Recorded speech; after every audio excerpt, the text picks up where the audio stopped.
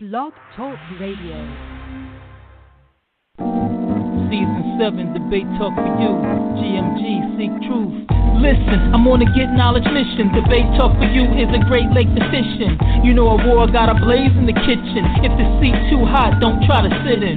We touch topics to bless you, yes. And plus we gotta line up a special guest. You heard about Josh, he the champion. Absolute Bible truth is the champion. Can't forget Zadok, the brother always stay hot. And the KOJ is like a rank on top. Shout out Emunah. Relationship issues gonna have to get dealt with either later or sooner. Live on air, when Sal hit the button, it ain't no front, you better ride prepared. Put it out, look at how hard you went. Can the other side handle your argument? When the question pop, now is your chance to respond. Don't dodge like why is it sick? Waiting for the answer, like 1996 in the NBA draft when AI was the pick. Man in the mirror, wake up, use your head. It's not a hat rack, begin a new era. Shows like this be few to none. And where we come from, speak the Hebrew tongue. Take down notes, the audience votes, and then check back in to see who won. And debate talk for you, for you, debate talk for you, for you, for you, for you, for you, for you, for you, for you.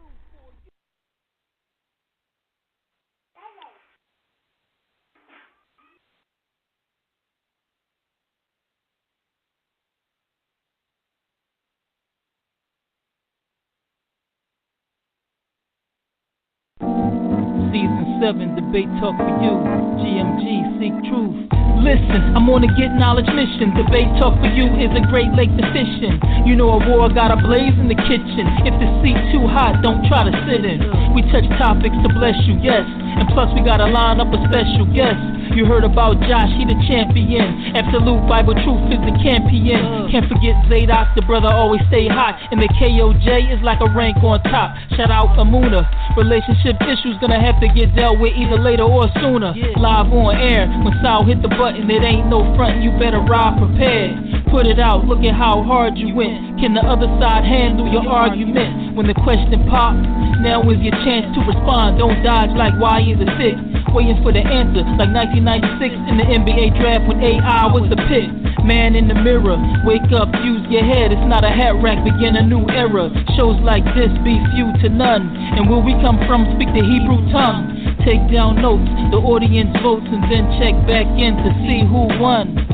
And debate talk for you, for you, debate talk for you, for you, for you, for you, for you, for you, for you, for you, for you.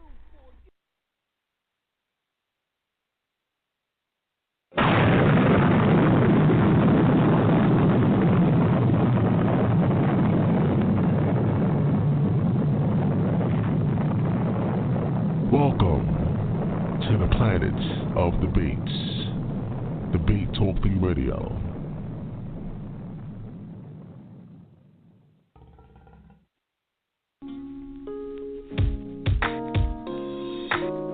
Welcome to another episode of Debate Talk for You. I'm your host, Sal Showtime, and welcome back to the show live. I appreciate everybody out there that's been supporting the show over the years, and we want to have your continued support by going to www.paypal.com. Use the email debatetalkforyou@gmail.com. We need your support in order for us to have the show available to the masses each and every month, because of course we have monthly fees in order for the show to remain on the air. So once again, we appreciate the support out there, people. Again, if you want to show your support, go to www.paypal.com and use the email debatetalkforyou@gmail.com. So if you love what you hear, you love the content, you love the segments, and the special guests that come on the show, please keep us on the air. We love you guys. Again, show your support. You know the email. One love.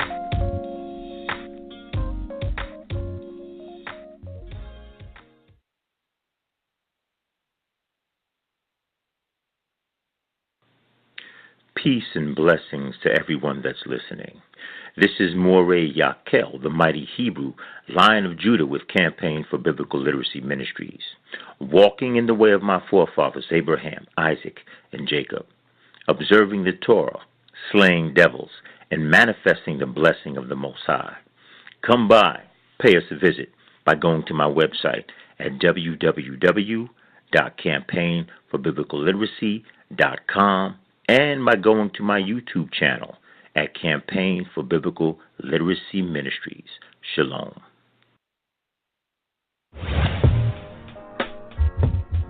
Hi, this is Tyrone Thompson, host of the Blog Talk Radio broadcast Talk Real Solutions. Please tune in and listen to all of our shows 7 nights a week at 9 p.m. Eastern Standard Time. At Talk Real Solutions, we cover a variety of topics to ensure we speak about what may be needed in our community at any time. Talk Real Solution is the hottest blog talk radio show going on right now. You can listen to our broadcast at www.blogtalkradio.com/Talk Real Solutions or visit our website at www.talkrealsolutions.com. Also like our Facebook page at www.facebook.com/Talk Real Solutions. You can call in at any time during the show and add to the conversation and offer your solutions at 1-858-357-8453. That's 1-858-357-8453. Because at Talk Real Solutions, we want to make sure you have a chance to talk real solutions.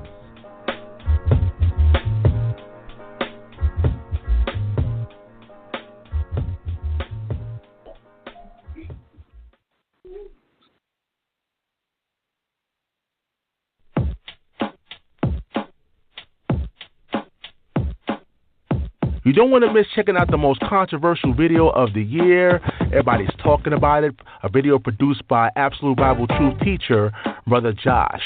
The video is entitled, "Is There a Secret Gay Agenda Amongst the Comedic Conscious Groups?" Once again, it's one of the most talked about videos right now, and you want to make sure you go check it out. So go to the website, www.absolutebibletruth.com/store. And once you get it, it's an automatic download. You don't have to wait for it to be sent to you in the mail. It's an automatic download. So once again, go check out the video, get it fast, and get it now.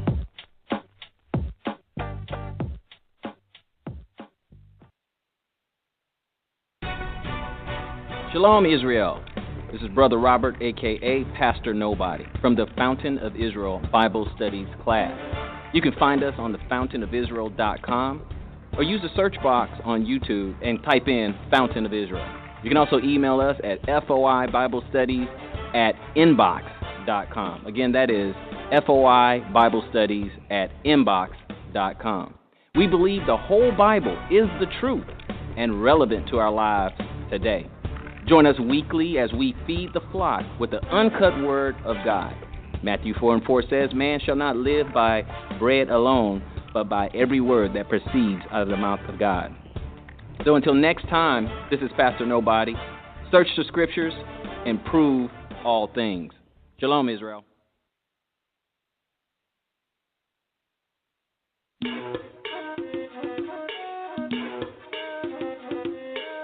If you need an added push to have your products heard by 1,000 listeners out there, come advertise on Debate Talk Radio. All you need to do is send me an email at debatetalkforyou@gmail.com, and it's a $25 fee for a whole year to advertise, whether it be a live event, a book signing, merchandise, website, or if you have your own radio show that you like to promote. Once again, advertise right here on Debate Talk Radio. Take advantage of the low fee. Trust me, no one else will give you such a low fee to advertise via worldwide radio. So once again, send me an email at debatetalkforyou@gmail.com for more details.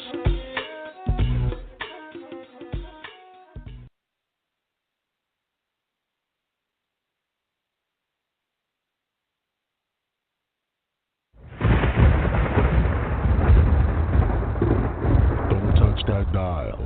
You're now listening to Debate Talk Radio.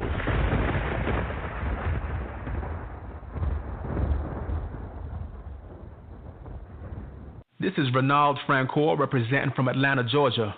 And when I'm not busy in the studio, I'm checking out Debate Talk for You Radio.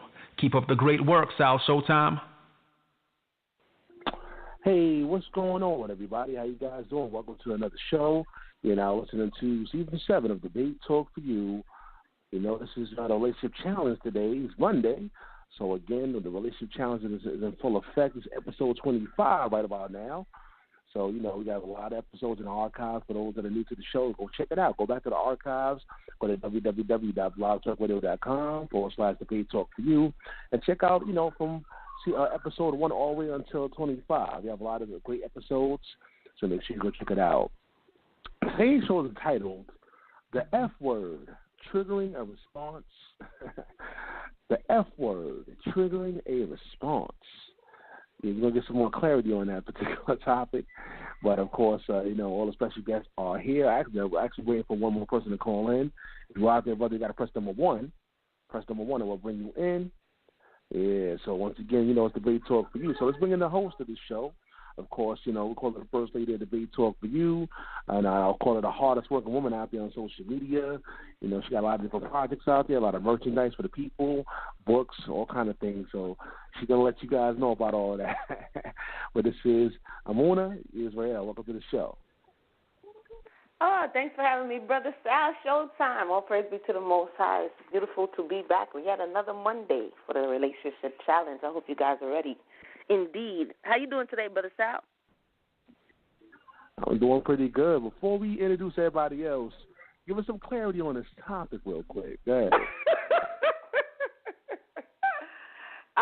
You want clarity on the topic? Well, it's Debate Talk for You, so we definitely going to have to keep it clean, keep it professional. But myself and Sister Mayanah, as usual, we brainstorm and say, well, what's another issue that exists within relationships? And it's naming, it's name-calling. And so basically the F word is feminism. This is what we're going to talk about tonight.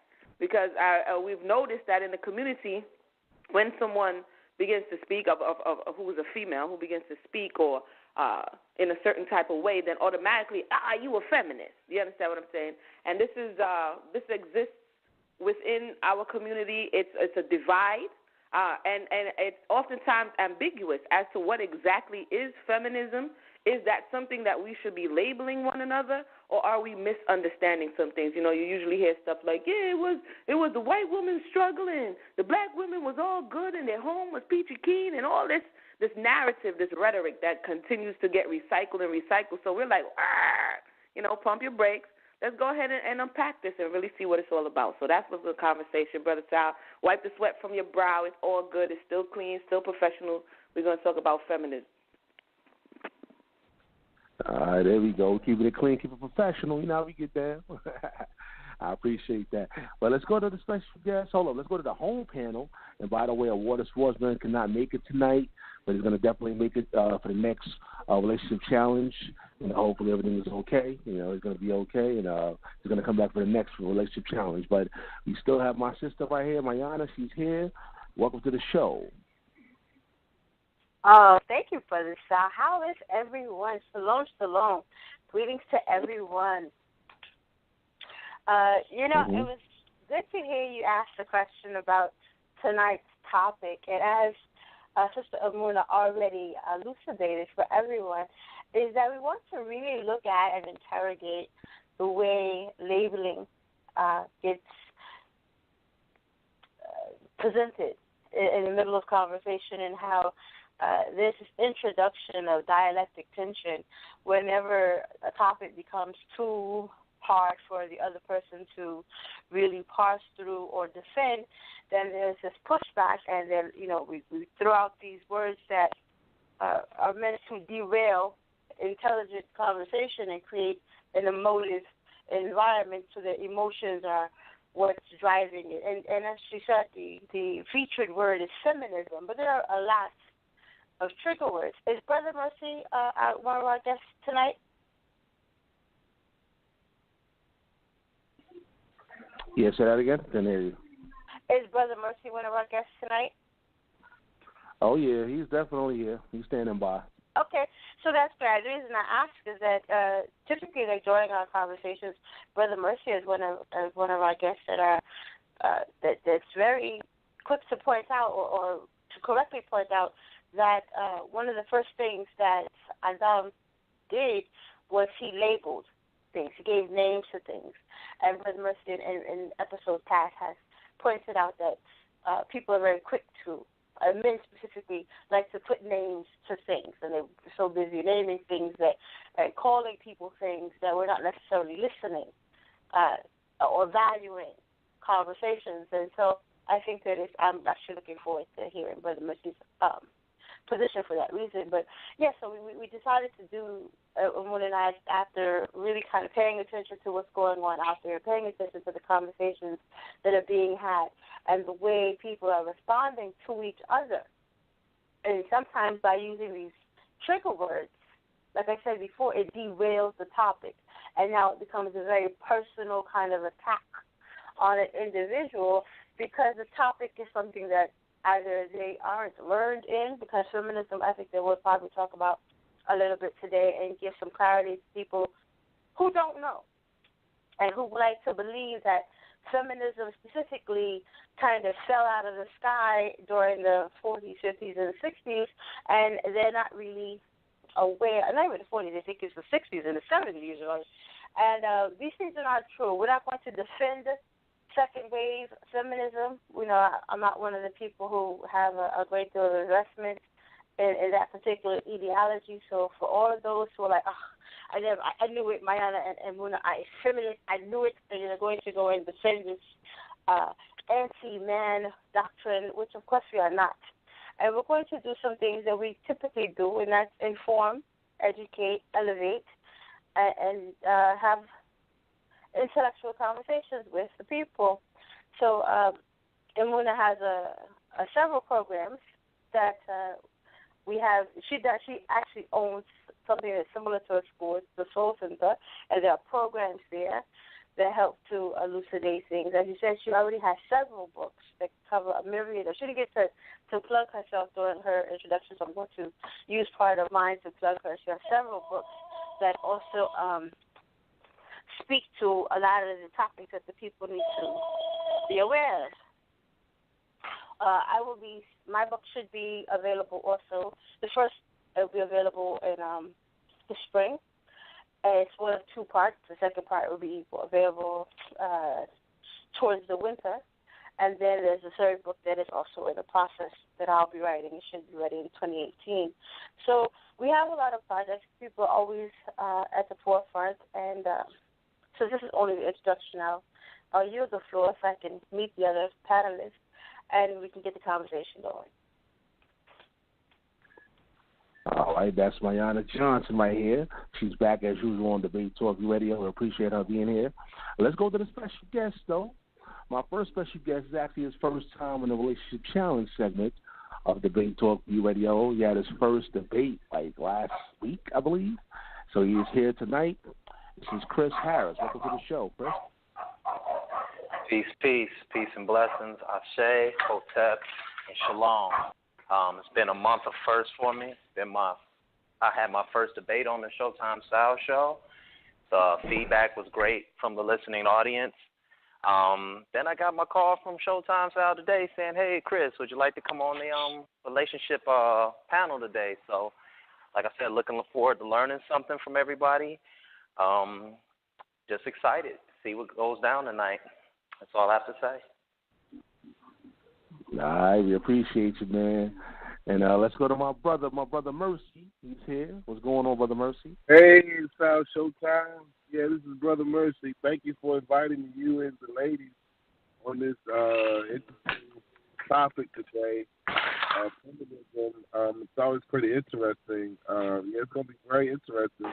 And I like how one of the ladies stated about labeling. Yeah, labeling is very important in our community. And I think our people, what we do as a disservice, we are quick to box people into these labels or these categories. And once someone is able to box you into a label, then they limit your ideology to that group. So that's all I wanted to say. I know it's an interesting discussion. Thank you for inviting me to the show tonight. Yeah, so I'm hearing some background noise. So do me a favor, guys. If you're not speaking, just put it on mute, and so I can avoid any background noises. Put it on mute, and if somebody's speaking, won't have any interruptions. So Emunah, you can take it away, brother. But once again, sister. But once again, Mute your mics. I'm here in the background noise, so mute your mics, everybody. All right, mute your mics. There we go. All right. Emunah, take it away. All right. Brother Sal? Somebody phone off the hook? Somebody is bugging out. They got phones. Yeah, go ahead. I got you. I might have to mute them myself. Go ahead, Emunah. All right. All right, so welcome once again, everybody. My name is Emunah Israel. I want to thank Sister Mayanah for plugging those books.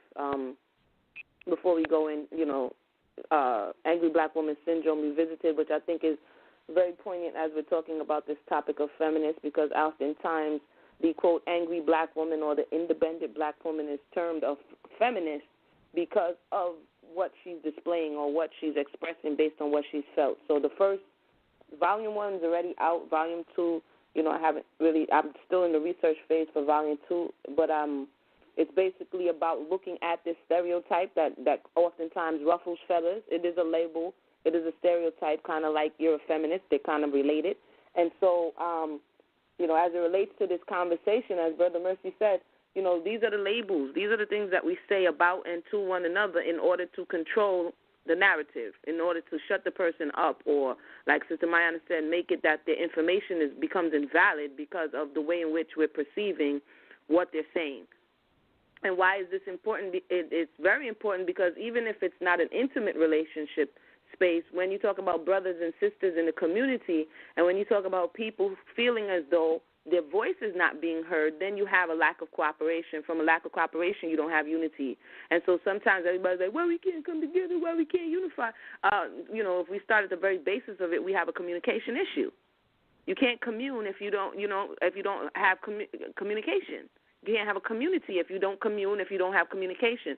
And all of these words that we're talking about as it relates to unity, oftentimes we don't look at the very basis of it, which is respect. So in speaking to one another and conversing with one another, if we don't hear one another, and if we have, armed, we have these little trigger words that we're armed with, and then when we don't want to hear one another, we just slap out one of the trigger words and blah, blah. You know what I'm saying? That, get them something to think about. This becomes problematic, because it piles up, and then it becomes a disconnect. So hopefully we can start this conversation off nice and proper. Have you ever been called a feminist? Let me just if you're on the line, press number 1. If you're a man, have you ever called a woman on social media a feminist because you didn't like what she was saying? Have you ever alluded to that? And if you're a woman, have you been called a feminist because you possibly have been pointing out some errant thought or doctrine or some dangerous type of information? Let's even just see if the conversation is relevant. I'm going to go first to Sister Mayanah. And Brother Sal, please remind me of the guest name. I'm sorry. Usually I take note. And the recent guest that just came on, our new guest, definitely welcome to the show. Welcome back, Bro.Mercy. And if you could just remind me of his name, Brother Sal, that would be greatly appreciated. And I'm going to go to our whole panelist right. Go ahead. Chris, right? Yes, Chris Harris. Chris. All right, cool. I got it. Thank you for that. Brother Chris, welcome to the show. And so we're going to come to Sister Mayanah, then we'll go to Brother Chris, and we'll come to Bro.Mercy. Have you ever been called a feminist, Sister Mayanah? And if you're a male, have you ever called someone in these spaces or outside of these spaces a feminist because you didn't like what they were saying? And then definitely, Mayanah, you can go into your opening statements. But we like icebreakers around here. The mic is yours. Oh, absolutely. I think that I want to add one more question to the audience. And we spoke about women who may have been called feminists and men who may have called people feminists. So what about those women who have internalized a particular idea about what feminist is? Have women even been the ones to call other women feminists based on that same acceptance about what we believe feminism is or represents? So I think that's another category of people that could potentially respond with a press 1 during our polling of the audience.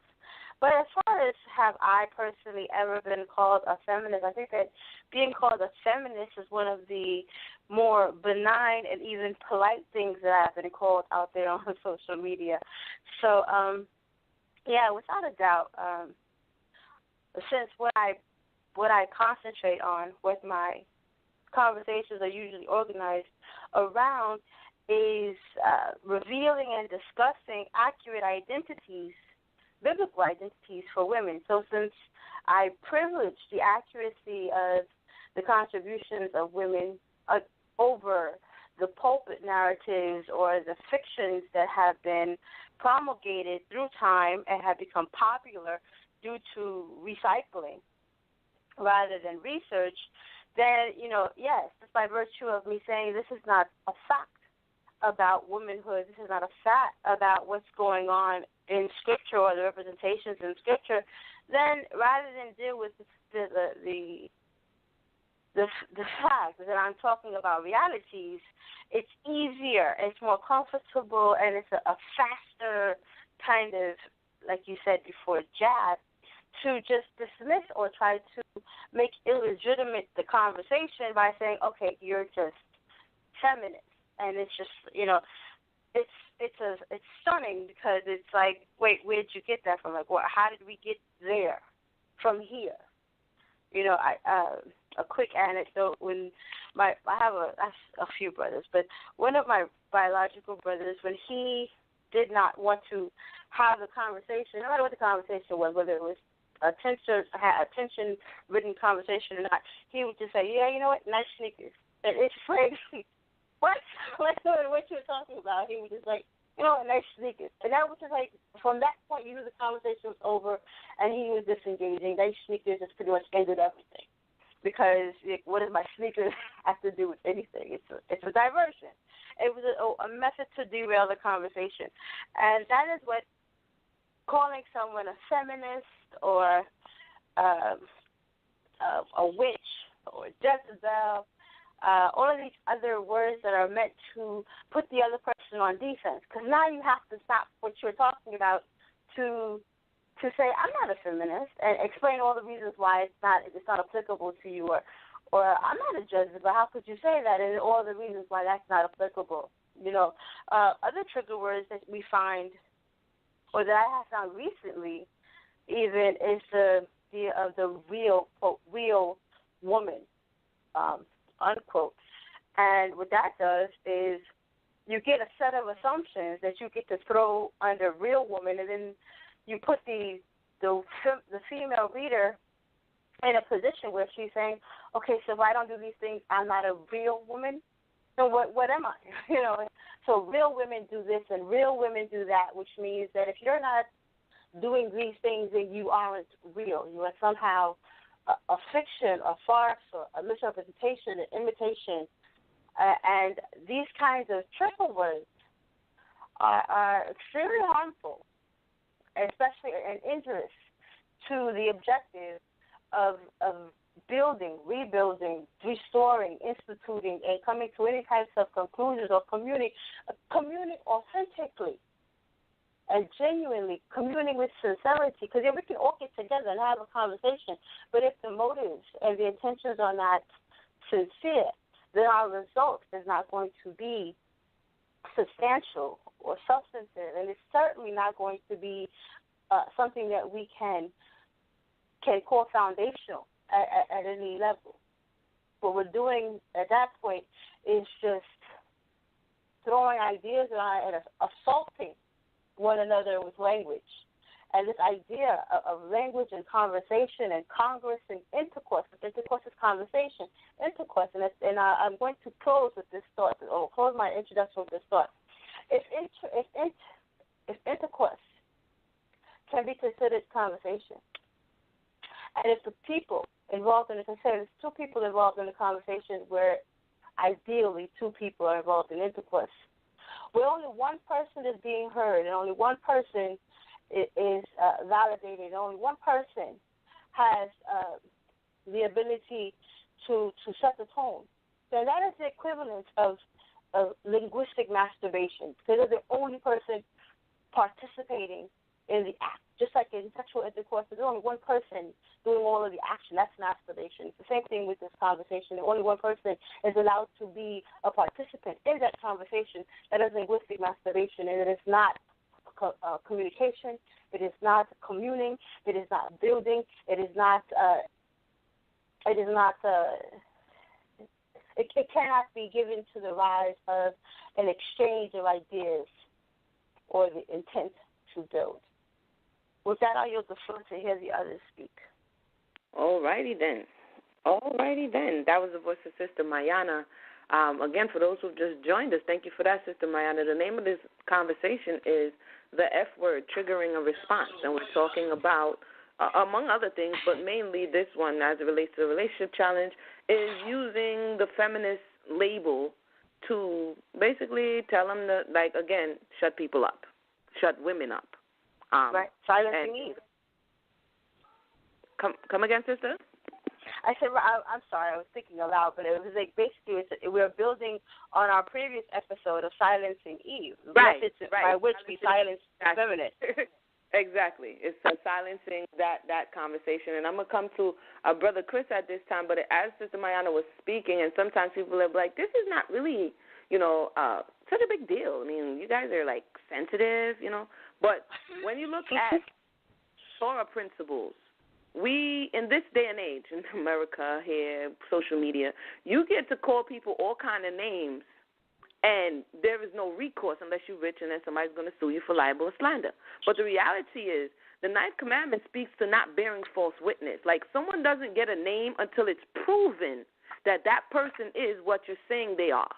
So when it tells you not to bear false witness, and we're using a faulty thought process to even I asked somebody the other day, well, can you give me a little information about what feminism is? And they couldn't do it. And I'm like, well, okay, how are you calling people stuff, but you can't give me a history lesson on what it means, where it started, and what it became? I find that problematic, and so we are naming one another. You can't call somebody a murderer until it's proven that they are a murderer. You can't call somebody until it's proven that you can suspect them. But Torah has laws against libel and slander.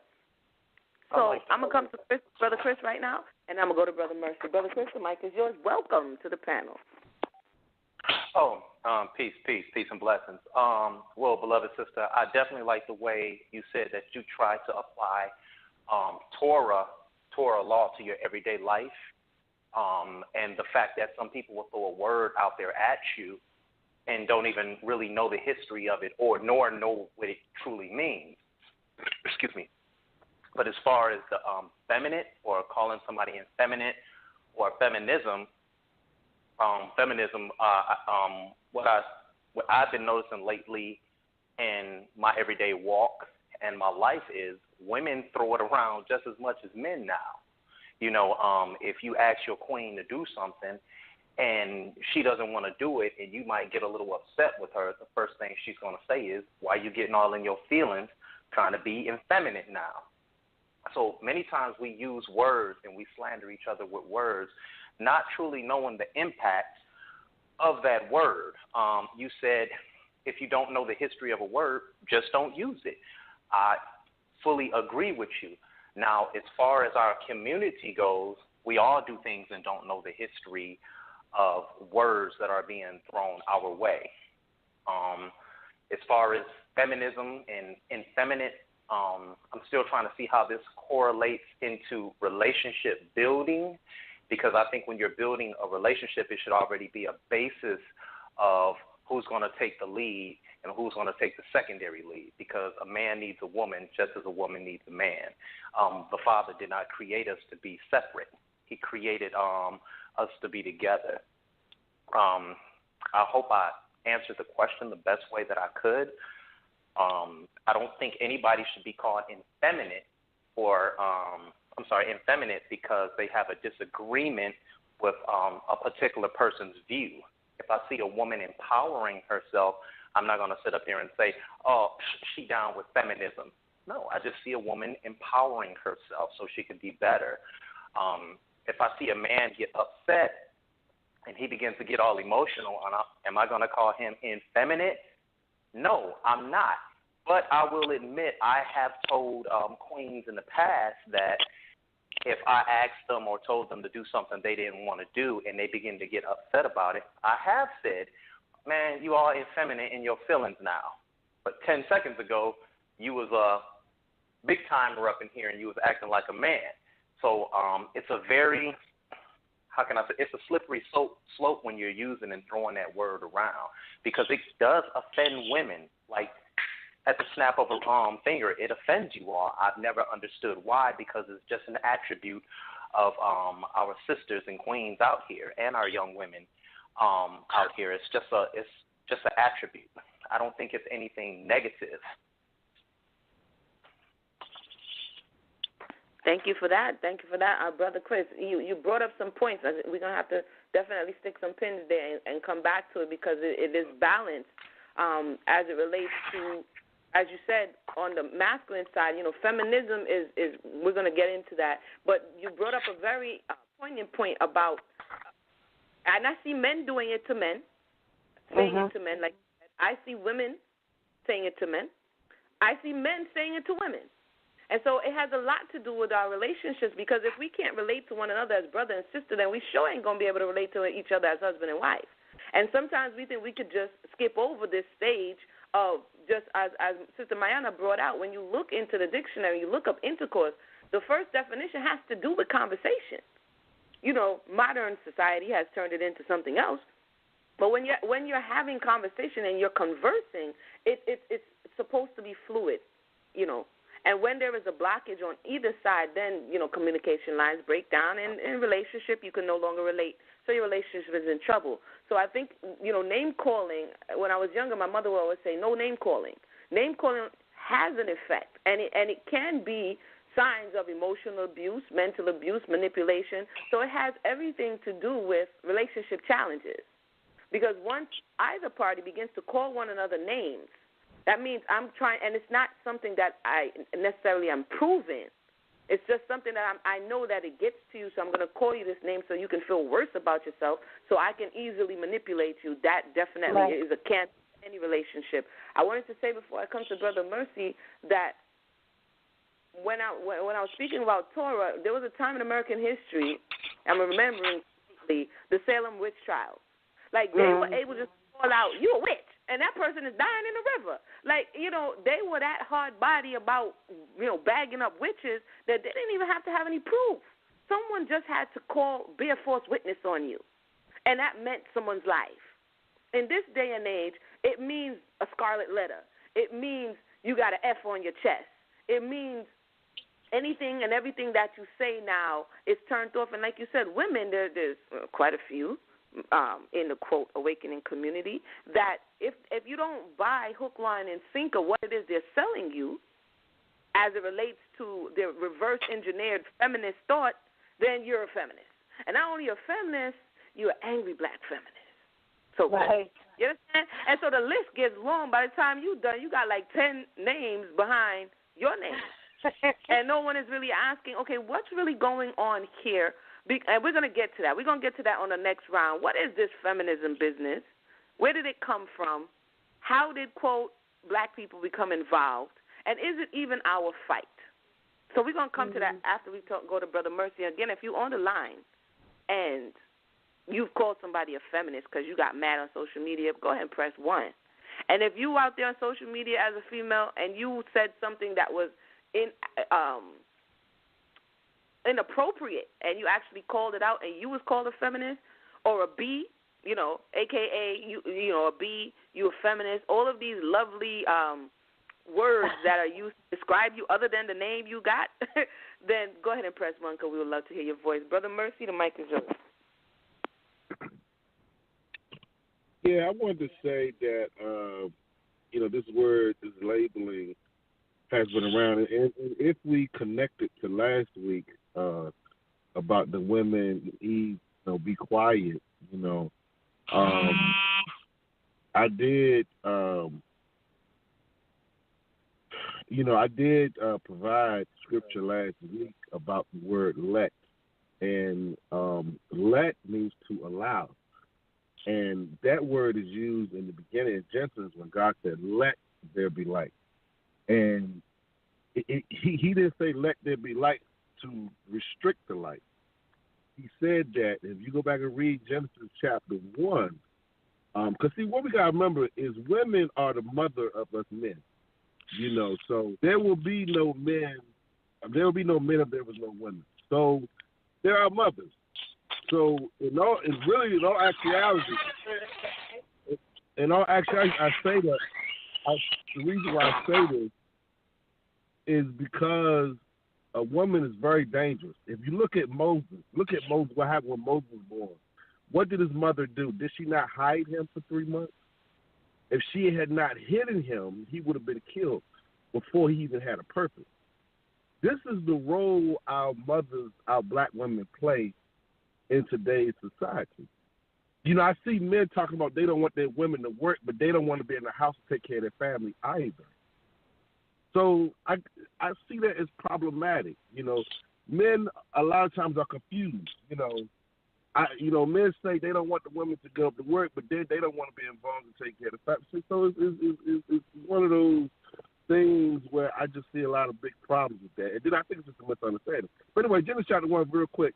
He said, God saw the light was good, pleasing. You know, verse 3 says, and God said, let there be light, and there was light. God saw the light was good, pleasing, useful, and he affirmed and sustained it. See, in him saying, let there be light, he affirmed it and sustained it. He maintained it. You know, it was a form of protecting the light. Then he separated the light from darkness. See, this whole thing men got to understand is that women are good for us. Our wife, I should say, change that to wife. Our wife is, you know, that's why the scripture says, man finds a wife, he finds what is good and pleasing and receives favor from the Lord. So this whole thing about connect to language, women shut up and all, Eve shut up and all that, this whole thing is women's liberation is so important for us. But the tie into feminism, you know, when you talk about feminism, you got to say there was a time women didn't vote, women weren't allowed to work. There was a time women, you know, weren't allowed to do such and such and do such and such. You follow what I'm saying? But at the same time, I'm so glad that my mother was allowed to work because it was her income, my dad's income, that were able to pay for me to go to college. So if we were living back in the 50s, women were allowed to work, I wouldn't be able to go to college. See what I'm saying?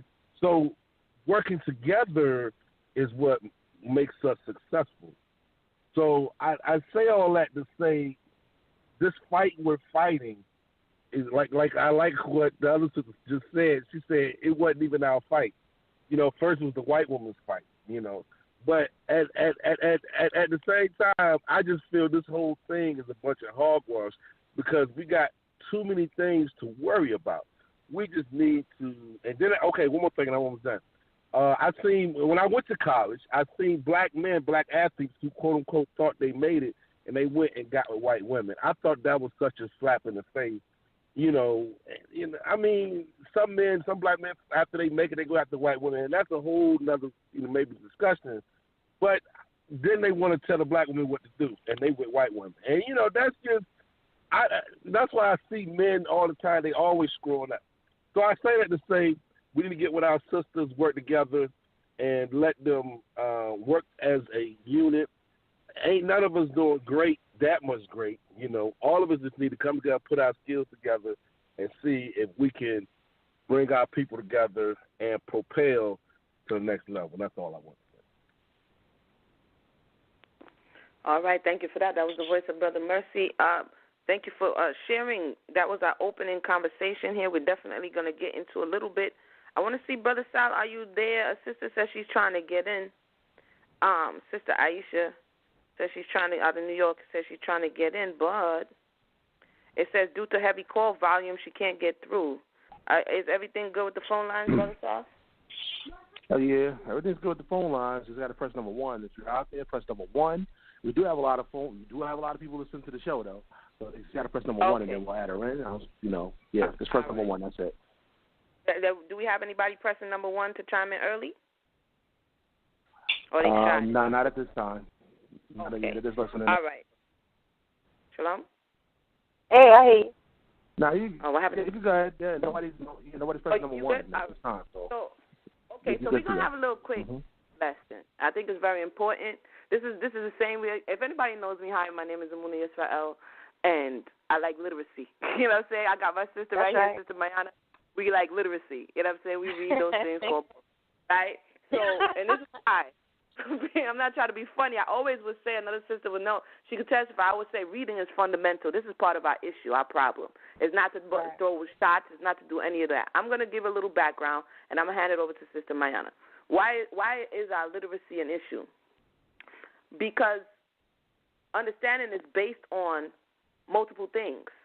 And because for a long period of time, like Bro.Mercy just spoke about education, we were blocked out from educational systems. So as it relates to the European and other people who were passed down things generationally, and this knowledge didn't have a break, our knowledge got a break in it, a break in the chain. So when we return to some of this knowledge that we're picking up, we're returning not in the fullness thereof. And so we are using our imaginations, oftentimes leaning on our own understanding to get back some of what somebody's grandfather, maybe I used to tell them when he was at their feet. Oh, yeah, my grandfather told me about that. But we're coming in a space where maybe we didn't get those stories. Maybe we don't know the backstory. And so the first person who comes along and say, hey, did you know that women's lib with the burning of the bra? Man, that was in the 70s. That wasn't even our fight, man. And you're like, yeah, that's right, that's right. And I'm going to use it anytime I see, pow, I'm right on. And it's like, wait a minute, hold on. It's like we got to dig a little deeper. And when we dig a little deeper, it's not to say that we can't say, okay, something is wrong, is right, but we are coming from an informed perspective now. It may take a little time. You may not be able to give them the trigger one-finger feminist or whatever it is that you do on your keyboards. You might have to come back a week, 2 weeks, 3 weeks, however long the rabbit hole goes for you to come back with enough information to say, okay, can I present this? Because what we're talking about as it relates to the reason, because not only do you need the knowledge, you need to kind of understand the reason this started in the first place, because everything is interconnected. There is a reason behind why this, quote, wave, first wave of feminism actually rose in America. Right. And it had everything to do with the treatment and the ideology and these customs that the Europeans instituted in their homes. Okay? And so we're going to clarify some things. And Bro.Mercy said one thing. I'm going to give it to Sister Mayanah. As it relates to the quote-unquote black woman, in the West, she has always been working. Mm-hmm. This is a thought that sometimes people are like, yeah, the black woman was in the homes. When? She's always been working. You was in the field, she was in the field. Baby was on the back or with a chicken, skin wrapped around a string, as a pacifier. That was a real thing, by the way. You understand what I'm saying? She was always working. She was working in the big house. She was working in the field. She has always been in a position to be away from her family. And I just wanted to put that in there because sometimes we're talking about two cultures that were interfacing with one another, meaning the quote-unquote black culture and the quote-unquote white culture.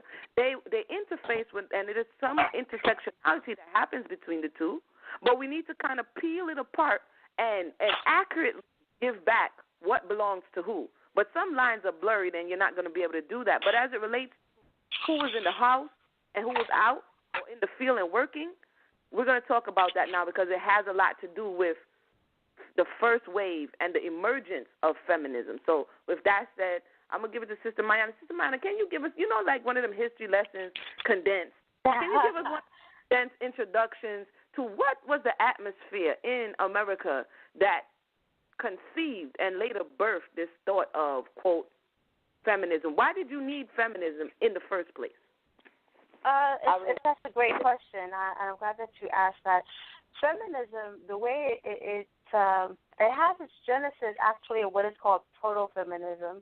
And proto-feminism is actually what predates first wave feminism. It may surprise the listening audience to know that feminism had what they call waves, different eras and different factors and different features through time. But this idea of proto-feminism happens as far back as Greek and Roman philosophers between Aristotle and Socrates and all of them. They're having conversations about the usage of women and to what degree discussing their humanity. Then we have people during slavery. Then we have Frederick Douglass. We have people. Frederick Douglass was a self-proclaimed or self-identified as a feminist. Actually, we had a lot of men in proto-feminism that had what we would consider feminist perspectives And it was considered feminist because it advocated for the humanity of the woman, not necessarily the equality. And I think that's an important distinction. It wasn't that these men believed that they were equal, but there was an argument for the humanity of womanhood that happened during proto-feminism because there was actually a question about whether or not women had any real humanity to them in terms of value. But first wave feminism, which is the wave that you were discussing for the audience, was actually termed domestic feminism. And it was domestic feminism because the women who were participants were housewives. And they wanted to be housewives. They did not want to participate in the workforce. They did not want to be outside of their homes doing anything. They liked being home. They were trying to protect the home front, the sanctity and the safety of the home. And the first wave feminism corresponds with the suffrage movement. And suffrage does not mean suffering. Suffrage has to do with the voting rights of women in this case. And the women wanted to participate in legislation not because they wanted to participate in a masculine arena, but this is happening during the time of Prohibition. And Prohibition was a legal maneuver that wanted to outlaw the use of alcohol or the selling of alcohol in establishments. And the reason this became something that was a matter of governmental interference is that these men were going into these bars and becoming so wholly intoxicated that they became a menace. They were causing, ruckus in the street. It was disrupting their working ability, and they would come home. Now, the reason of the concern for the women is that when they came home, they were abusive. So when the women heard that there was going to be a legislative move to prohibit the men from becoming so intoxicated that they became a danger inside the home, they were unable to be providers, unable to be protectors, unable to be, that stable to end the home the women were depending upon. They say, hey, can I get a piece of that? And they were like, well, actually, no, because we're going to be doing this by voting, and you guys don't vote. And so they were like, okay, so can we vote? And that's why they wanted to become a participant in that movement. This first wave was all about protecting the home, participating in government, and supporting masculine initiatives, because Prohibition was a masculine initiative, and they were supporting it, not creating it, but supporting the sanctity of the home, the safety of the home, and the health of their men. And so what happens is that the men actually grant the women this right to vote. And when they grant the women the right to vote, it's not because the men got together and decided the women are equal to us or that the women were going to elevate their social status to be equal to men, but instead, and it's very interesting, according to the book, you can read for yourself, there's a book called Just a Housewife, and it's by Glenna Matthews. And Miss Matthews goes on to state that one of the reasons why the men ultimately allow for women to have the right to vote is because they believed that women would use their vote to maintain the moral compass of the country, whereas men would necessarily be focused on power, aggression, accumulating wealth, and all of these other very heady, what they would consider masculine spaces. Women would be the ones who would push initiatives that had to do with social initiatives. They would be the ones that would do girly things like, let's make sure the kids, things that would protect the children, or if there were legislation that were good for, kind of those kinds of areas where they expected women to have a higher sensibility, allowing women to have a voice and a vote would help those initiatives go through.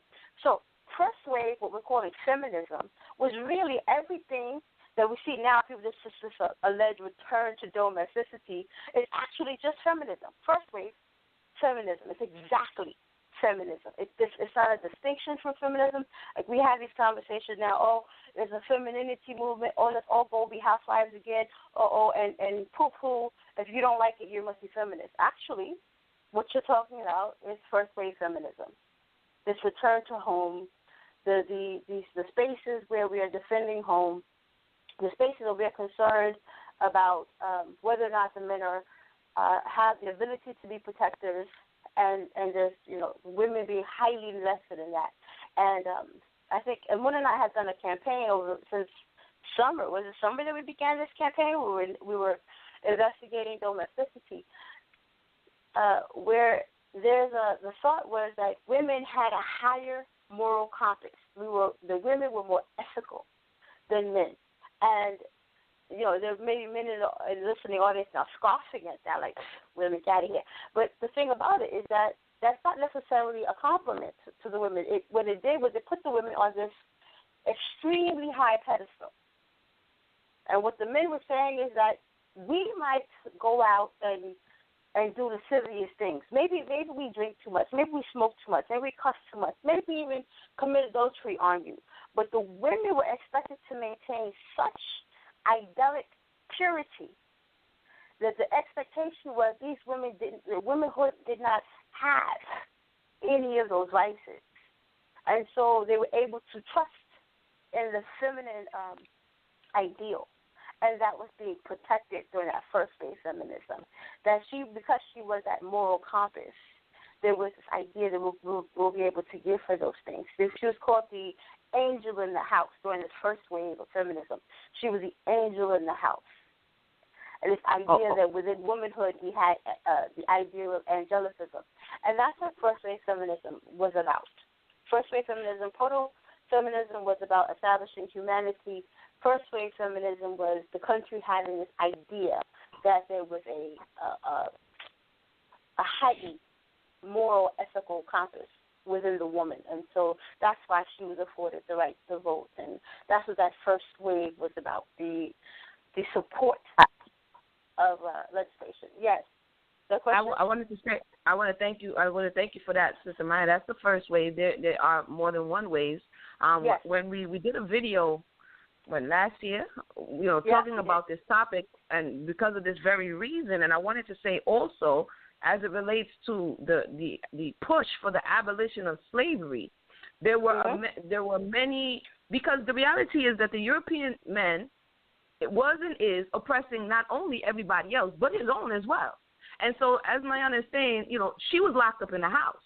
If you watch a lot of narratives or read a lot of narratives or watch, you got the little daughter, she's antsy, she's looking out the window, looking at the buck, talking about, wait till daddy turn around. Because she's locked up in the house and she's being taught, again, you're a goddess, you're going to be the angel of the house, you marry well, and this is your domain, this is your castle, this is your kingdom, and you don't sully yourself and do all these things. So this was, and they got, cabin fever. A lot of them wanted to escape out of this, quote, privileged prison kind of, sort of. And so the point of the matter is that a lot of them began to join in with the abolitionists to say, I know what it is like to be oppressed. I may not be in the field, but I am oppressed in the home. And so the need for the woman to, again, it's not to say, there's a bunch of feminists. No, it's about clarity. What pushed her to begin to raise and lift up her voice was the fact that her voice was being suppressed. So we can't say that something was birthed out of nothing. It was birthed out of a need to be heard. And so it's just like, no, not just like, but this is why they are so closely aligned with a lot of movements as it relates to, quote unquote, black people. Because this is the same thought process. You are suffering, I'm suffering. So I just wanted to put in there that you can look it up. You can look it up. Even Frederick Douglass, when he went to it, I think it was the Seneca Falls conference. Look up the Seneca Falls conference in late 1800s. You'll see Frederick Douglass there because he was an abolitionist. He was around people like William Lloyd Garrison, and he was also around these early first wave, quote unquote, feminists, and they were very instrumental in the writing or the editing of and the pushing forward of these meetings that they were having in all these towns for the abolition of slavery. When you look at Incidents in the Life of a Slave Girl, when you look at the foreword, Harriet Jacobs is writing to and appealing to the European women. She was appealing to the conscious, like Mayanah just said, the conscious of these women to say, hey, bring it to their attention. What's going on here is wrong. So when we quote certain things and say certain things, when we do it in ignorance and even further than that, and I'm going to check on to see how everybody's doing, Sister Mayanah, before you go in again. You know what I'm saying? But when we do this in ignorance, we kind of not even, your foreparents would have been looking at you like, what? I mean, we understand what it became, which is something totally different. But and that's going to also be examined. But the reality is, this is all verifiable facts. Like a brother was telling me the other day, facts. So before you go ahead, on, I do want to say that there was Brother Chris in his opening statement. He brought out another trigger word that we didn't introduce, and that was something is effeminate. And although I can't say that I heard too many women use effeminate to each other, but the idea of attacking a man's masculinity is a trigger word for them. Like when this idea of being emotional, it was curious to me that he said that he doesn't understand why that is an emotive kind of designation. But I don't think that I've ever heard anybody call me or use emotional and not mean it to be emotive. It's meant to say, okay, well, you're being emotional, which is for many people the opposite of rational. If I'm in the middle of having a conversation, I'm invoking all of these logical explanations, I have all of these facts behind me, I'm substantiating all of my propositions, and you tell me, oh, you're just being emotional, it's offensive. It's meant to be offensive. You are now diminishing all of my evidence, all of my conversation, all of my arguments to you by saying that it's coming from this space of how I feel and not what I know. So that being called emotional either towards the woman or when a woman says it towards the man, that it necessarily is saying, get out of your feelings, get into your intellect. I'm trying to deal with you, and it's also this paternalism. So let's talk like this, because paternalism indicates that one party is the adult and the other person is being a child or childlike. And we have some of that. Let's talk like adults. Or why are you being childish? That same emotional. Now, effeminate, like I said, it was a great introduction, because right now we are dealing with words that typically affect women, but words like being effeminate is a trigger word for men. Men instantly become defensive because you have attacked their masculinity. You diminished their position in the conversation by saying you are effeminate. Women are constantly on guard because we're always told that we're emasculating. Every time we, put two words together, we're in peril of emasculating the man. There's a woman out there saying that, everything you do potentially lowers his testosterone. Every time you say anything to him, you potentially lower his entire testosterone. So we're constantly on guard, choosing between emasculating and infantilizing our men. So I wanted just to point out that the brother did bring out a very good trigger word for the men, although we have been so far concentrating on those words that are emotive. Thank you for that. Thank you for that, Sister Mayanah. We're going to check on Brother Sal. And then we're going to come to the men and see how they're doing, how they're faring. If you've heard any of this information before, oftentimes when it's not, not directly affects the person, you'll be like, I don't need to look that up. You know what I'm saying? For what? And so, this is why these conversations are important, because as you just said, Sister Mayanah, and Brother Chris said, what is a trigger for the man is not the trigger for the woman, and what's the trigger for the woman. And so when we have these conversations, it's kind of like when you sit down at the table and say, hey, you know what? When you say X, Y, and Z, I know people say this is womanly. No, it's human to express yourself. So when you say X, Y, and Z, it makes me feel a certain kind of way. And when I feel a certain kind of way, I react to you in this way. And so we begin to open up these lines of communication and begin to heal these areas that we are badly, badly, badly wounded in. But Brother Sal, do we have any ones in the air? Let us know. The mic is yours. All right. If you have any questions or comments at this time, you know that number, 319-527-6239. We do have someone from Skype calling in. Let's go to that person. Skype caller, you're live on the air.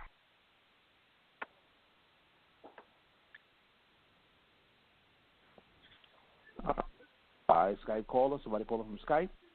Can you hear me? Hello.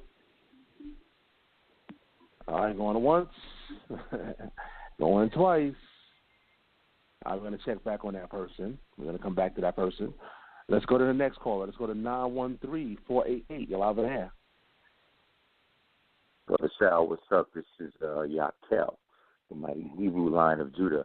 I'm just a little confused. I've been listening since the beginning, and I just want to ask Sister Emunah, I think, and Mayanah, what is your position on feminism? Are you saying that men shouldn't call women feminists? I'm just a little confused on where you stand on feminism. So if you can just kind of clarify your position, it would kind of just clarify some things for me. All right, thank you for that, Brother Mighty Hebrew. Thank you for calling in. I mean, the purpose of this particular conversation was to inform, because basically what is being called feminism, as people know it, is not necessarily true. You understand? And so the basis of this conversation is to bring to the listening audience a bigger understanding, a historical understanding that, you can't just go around calling everybody a feminist because you don't like what they say. You can, but you'll be in error. You know what I'm saying? And B, the birth of this thought came from the error in the masculine thought. We cannot, because oftentimes it's like somebody saying, "Oh, this generation of children is so bad." Who raised the generation of children? And so if this is coming out of an abusive space in history, and this is not just America, mind you. So I'm going to tell you my position. My position is about truth and getting to the healing of the matter.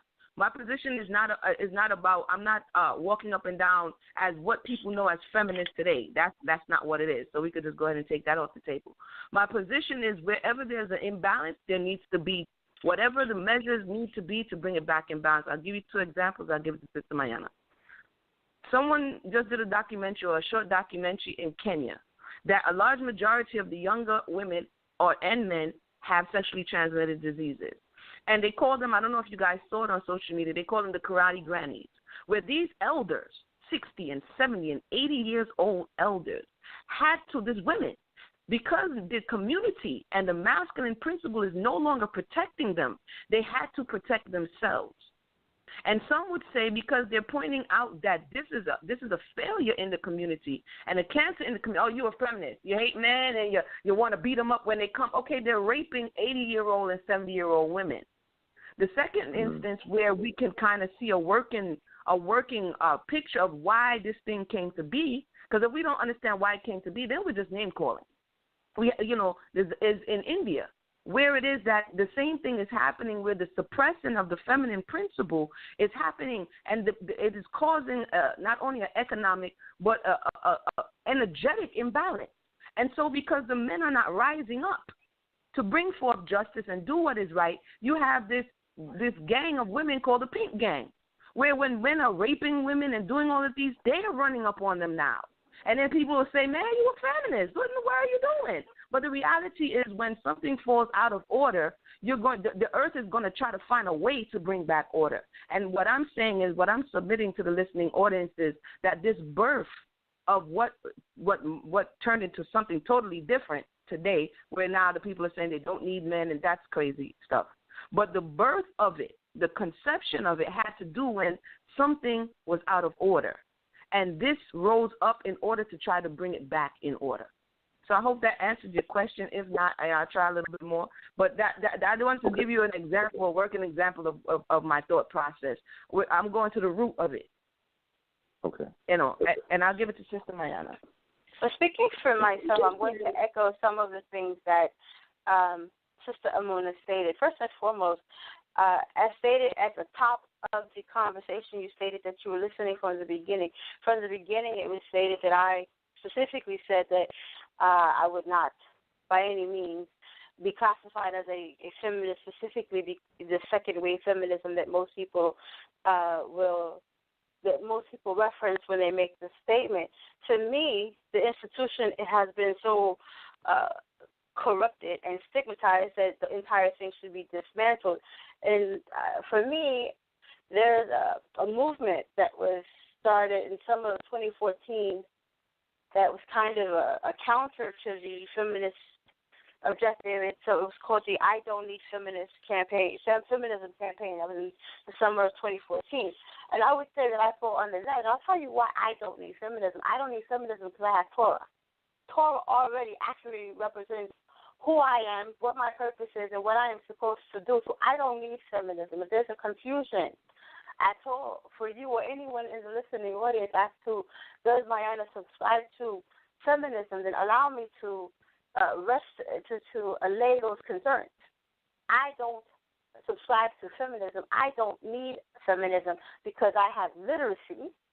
As a literate woman, I am able to read Torah, and I privilege Torah and the representations of womanhood found in Torah. And so since this is my guide, I don't need a movement that, irrespective of what it was born from, I don't need that movement because Torah describes why women were introduced into the dynamic and what our function is in the dynamic, the fact that we are good in all of these spaces, the ways in which we represented our womanhood, the ways in which we contributed to our cultural narratives and creation, the way we did all of these things are found in Torah. So feminists and feminism, I would like to make sure there is no confusion, so absolutely none in that regard. As the sister stated, this is informative because it's important to us that when our sisters and our brothers engage in these global conversations about political spaces and political periods, that they do so as informed people, because what happens is many of our brothers and many of our sisters are not speaking in isolated pockets. They're speaking on global platforms and representing Israel and speaking from, I don't want to say ignorant, although that would be accurate, I'll just say ill-informed positions. And if you're calling somebody a feminist and that is not an accurate depiction, the person speaking may not know it. Maybe the local audience doesn't know it. But somebody with more education does know it and is looking now at the speaker who has decided, I am Israel, let me represent the intelligence of Israel. And Israel's not very intelligent because that's not what feminism means. That's not what that word means. Why are they using all of these terms they don't know? And all these people coming to their computers and pressing like, okay, all you did was co-sign ignorance. And so what we're trying to do, which is the responsibility of the feminine principle, is to cry it out and say, listen, this is not right. So there is a such thing as second-wave feminism, and yes, it did have a different purpose from first-wave feminism and even proto-feminism. Third-wave feminism differs even further than that. But the point is that you should know, and the audience should know, and Emunah and I felt like we needed to know, because we were going to talk about these topics, the difference, because there is a difference.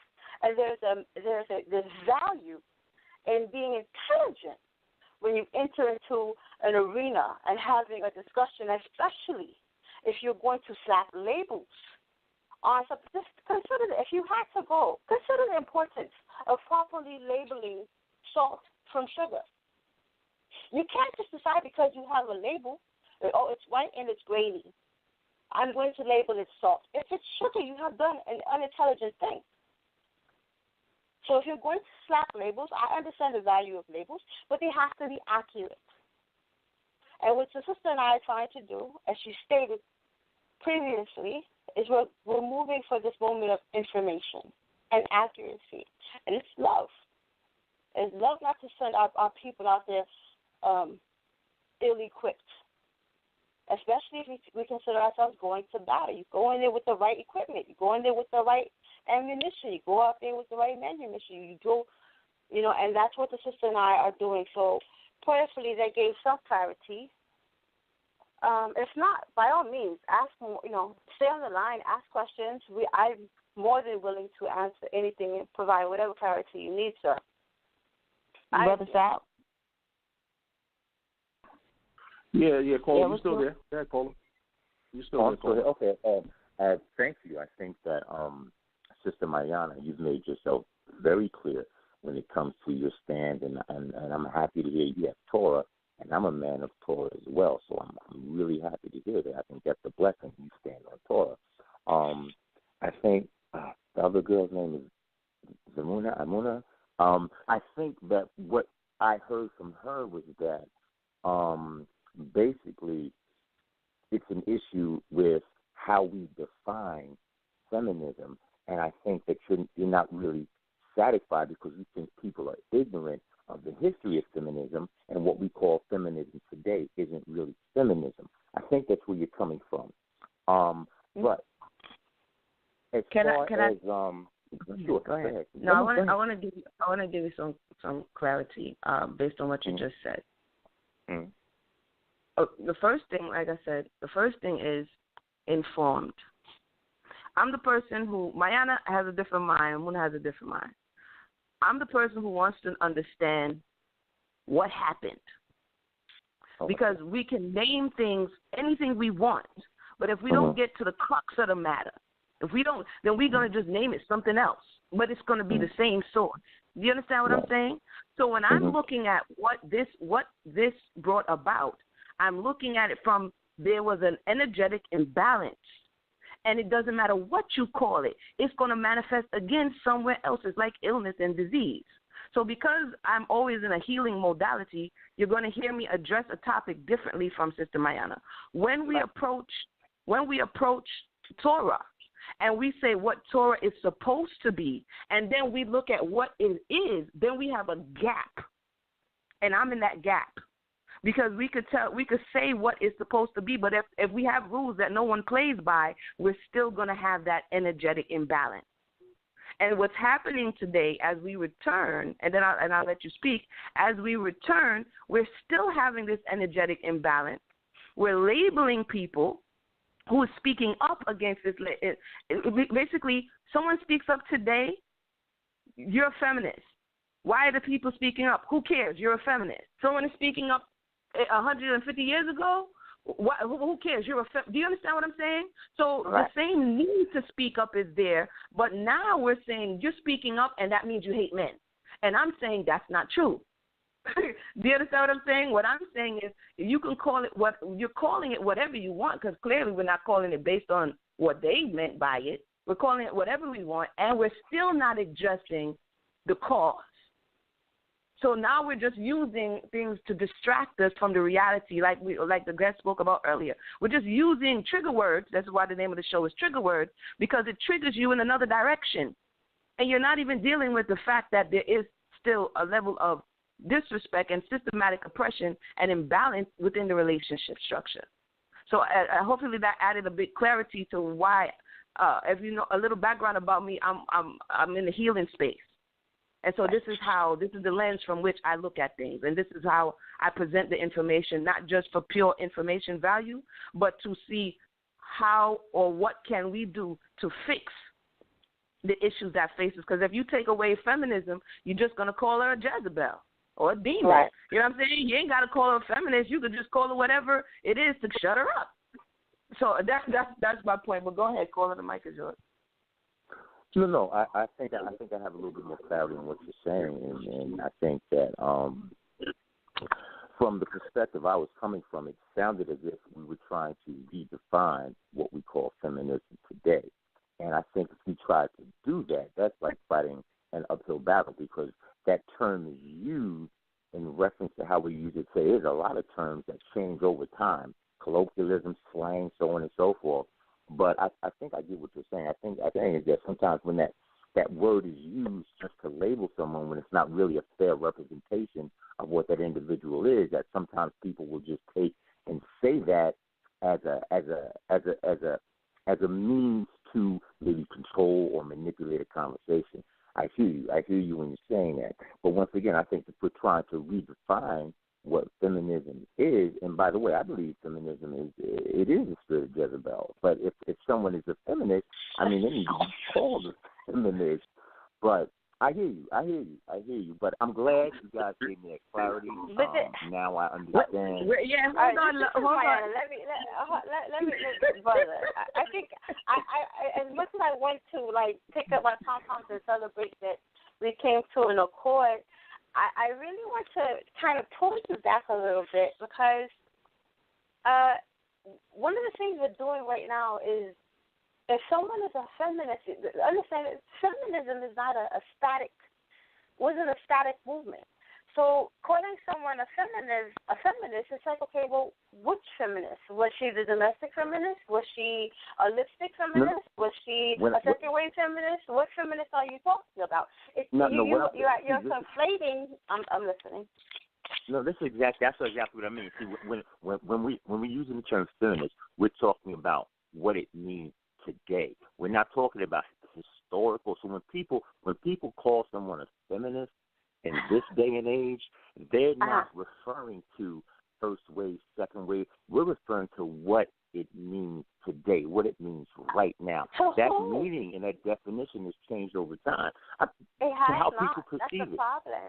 Okay, that's the problem. Because the word feminist simply means, the word feminist simply are concerned with the issues of women. So who is it? I mean, if you're going to say, well, we're just going to talk about it as its blanket definition, one who's a feminist is concerned with the issues of women. And I mean, I'm really kind of pressed for how can you turn that into a negative. What I hear you saying is something that, like I tell my daughter all of the time, is that people, intelligence is limited only by one's frame of reference.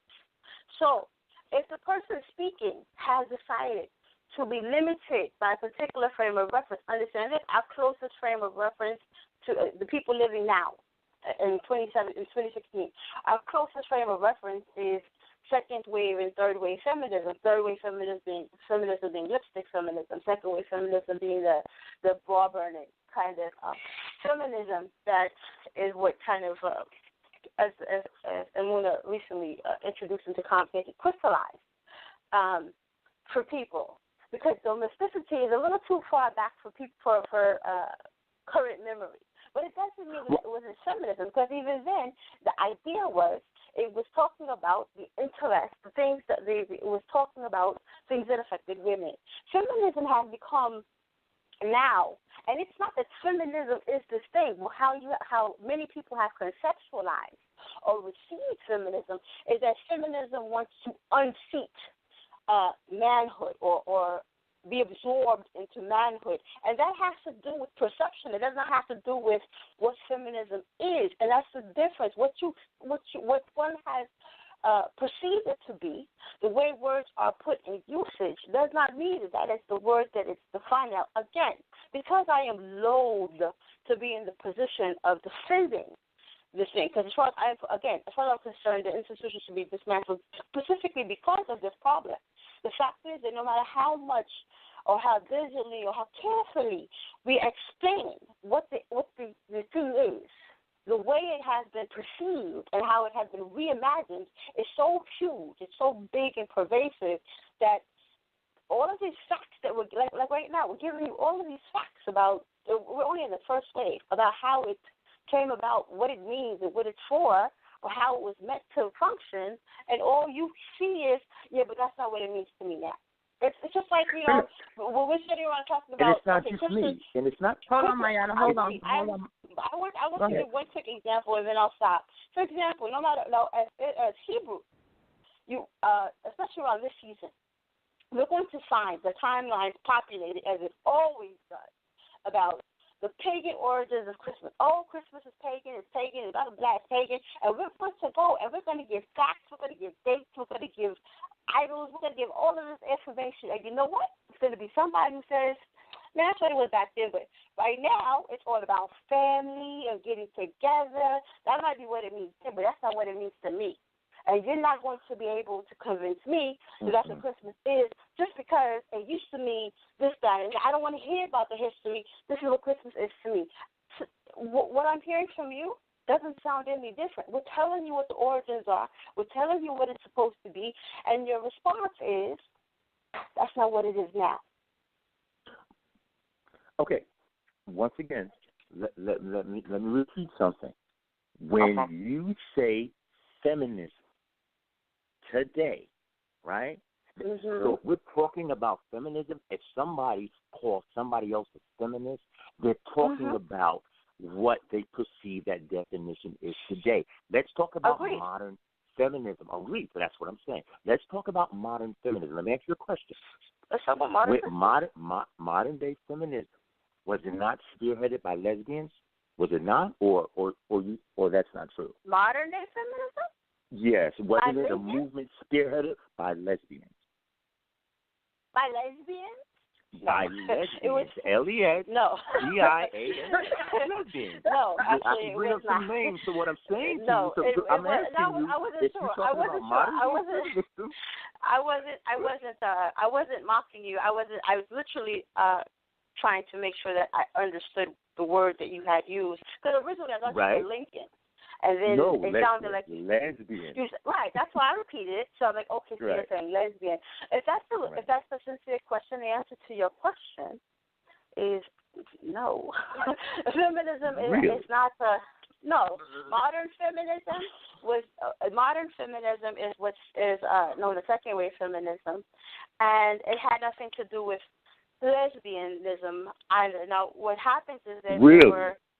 No matter how many times you say really, the answer is still going to be the same. Go ahead. I'm going to sit back and listen to the rock and say now I understand. I understand why you would say why that could be understood that way, because during second wave feminism there was this departure.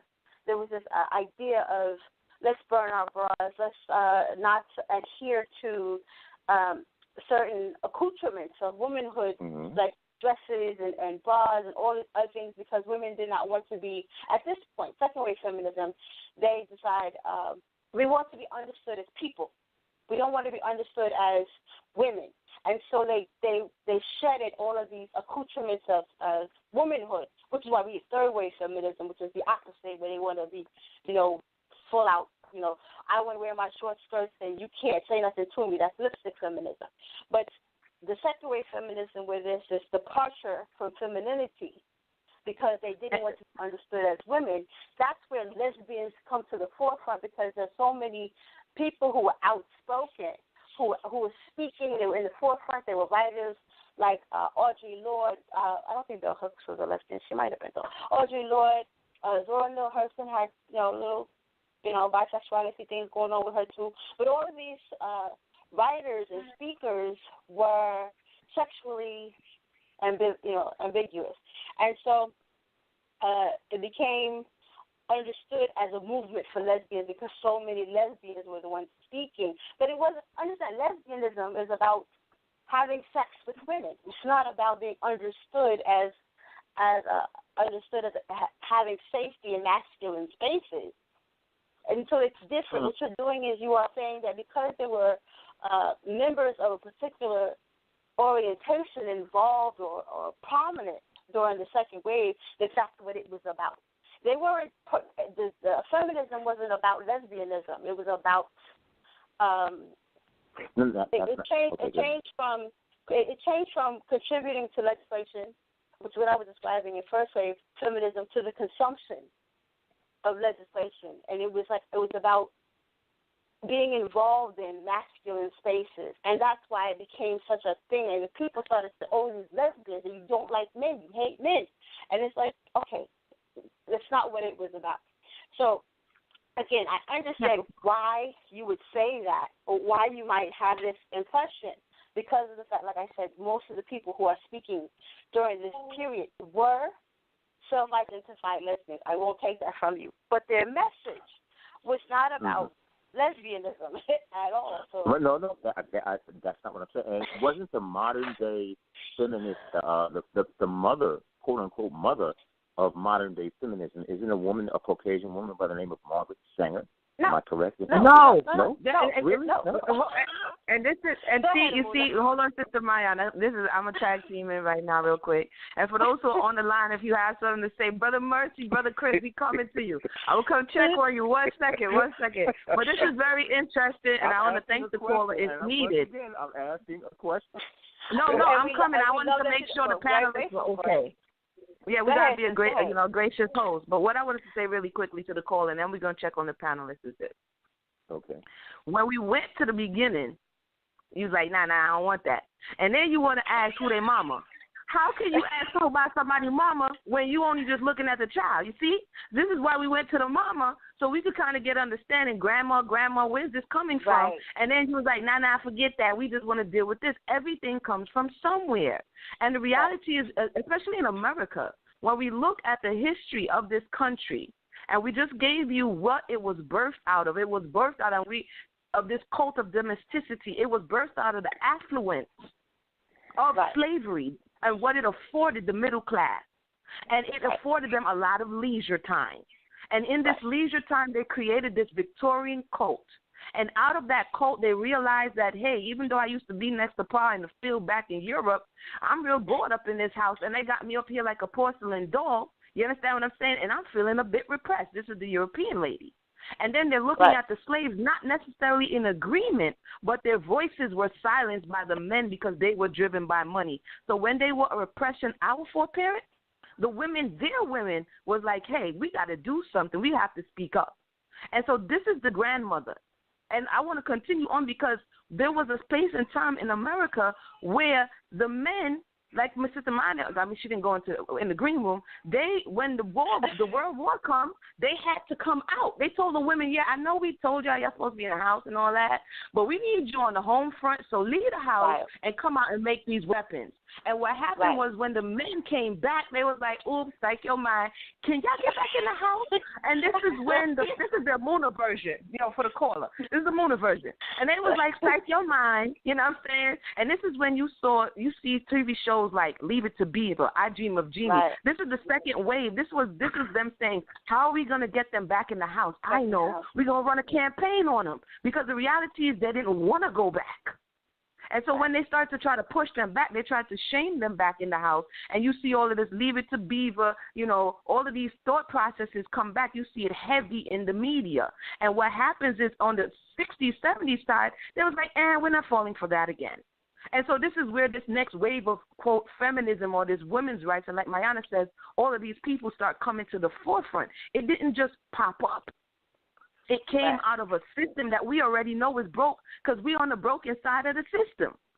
And so when you have a lot of, quote, black women, don't think that people say black women were oppressed in their homes. What newspaper was you reading? You know what I'm saying? Like, can I get a, like they said, let me get a script on that. You know what I'm saying? Let me get a reference or something. Because we're having this nostalgia. And then when we say, hey, let's actually go over this, I'm a little bit hyped right now because for the last year, the end of the year is going to be one full year that I've been reading slave narratives, and I can count how many people have showed up to actually not reimagine history, but to listen to history as it's been given us. And so I begin to have a problem when we just throw stuff around. Like, because we romanticize these narratives. Right, we romanticize, exactly, Sister Mayanah. But I'm gonna check on the brothers right now, but I want to definitely thank the caller. We have to get out of romanticizing and being nostalgic about stuff that didn't happen. When you actually have the opportunity to hear what there was abuse. They say, the black woman used to call the Popo or the Freedmen's Bureau on the men. The reality is because the men were under the levels of stress, some of them, not all, they were doing domestic violence. They were abusing each other. This is a reality, and we have to be willing to face it. This is something that we can validate, just like we can go all the way to the Dead Sea Scrolls, and we all up in the caves of Egypt fighting all day long about why Pharaoh chipped two, symbols instead of one. We don't even have to decipher this English. We don't got to decipher it. You know what I'm saying? We don't need no code. We don't need no metaneta. We don't need nothing. All we got to do is open up the text and learn how to read some lingo. And we don't want to do that. We want to be 5,000 years ago, in the caves of Qumran. I'm just saying. I'm sorry, I bugged out. I'm back now. I'm back. Stay on the line. Stay on the line. But don't go nowhere. Yeah. Don't go nowhere. Brother Chris, I'm sorry you came on a live episode tonight. Because, again, we act like information is only important when it's proving our point. You know what I'm saying? When it's something that, go ahead, if you flip to the book, 'cause it says, women, shut up, see? See? And then when we're like, well, let's look at this area now. We don't want to look over there. Yeah, it might make us have to change some behavior. You know what I mean? So I'm gonna put some comedic relief in there. Brother Sal, we coming to you. Brother Chris, how you doing? How you hanging on, Brother Chris? How you doing tonight? Well, I'm doing fine. I was just really listening in on this. You two queens, I think y'all got it going on. Y'all holding it down. But I just wanted to say something, if you guys don't mind, and I hope this doesn't change it up, but when the Heavenly Father gave us our Torah, the Torah, He gave it specifically to Israel. Now, when I look across the landscape and I look at my people over here in the diaspora in America, one of the main things the Torah does for me is separate me from what everybody else is doing. And that's why He gave it to to His children, to separate them from the other nations. If other nations were walking around with their clothes halfway off, they better not be doing it. If other nations were practicing idol worship, the children of Israel were not to do it. So as I hear these things and I hear the problem with femininity or feminism, the one thing I just want to ask you all is, do you think this is more of an amalgamation of us being over here in the diaspora and us now taking on these American cultures, and where it's beginning to damage our families and hinder our healing as a people?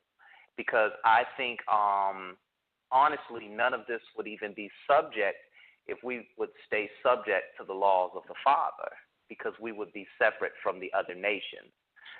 It's just a thought.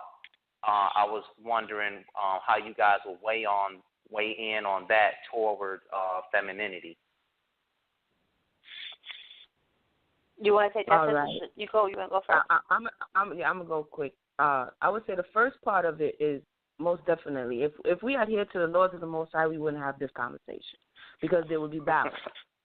That's number one. Correct. Number two, we don't and have never continuously adhere to the laws of the Most High, and henceforth we are scattered to the four corners of the earth. So with that reality in mind, we're going to see this imbalance. And one more thing, and I'm going to hand it to Sister Mayanah.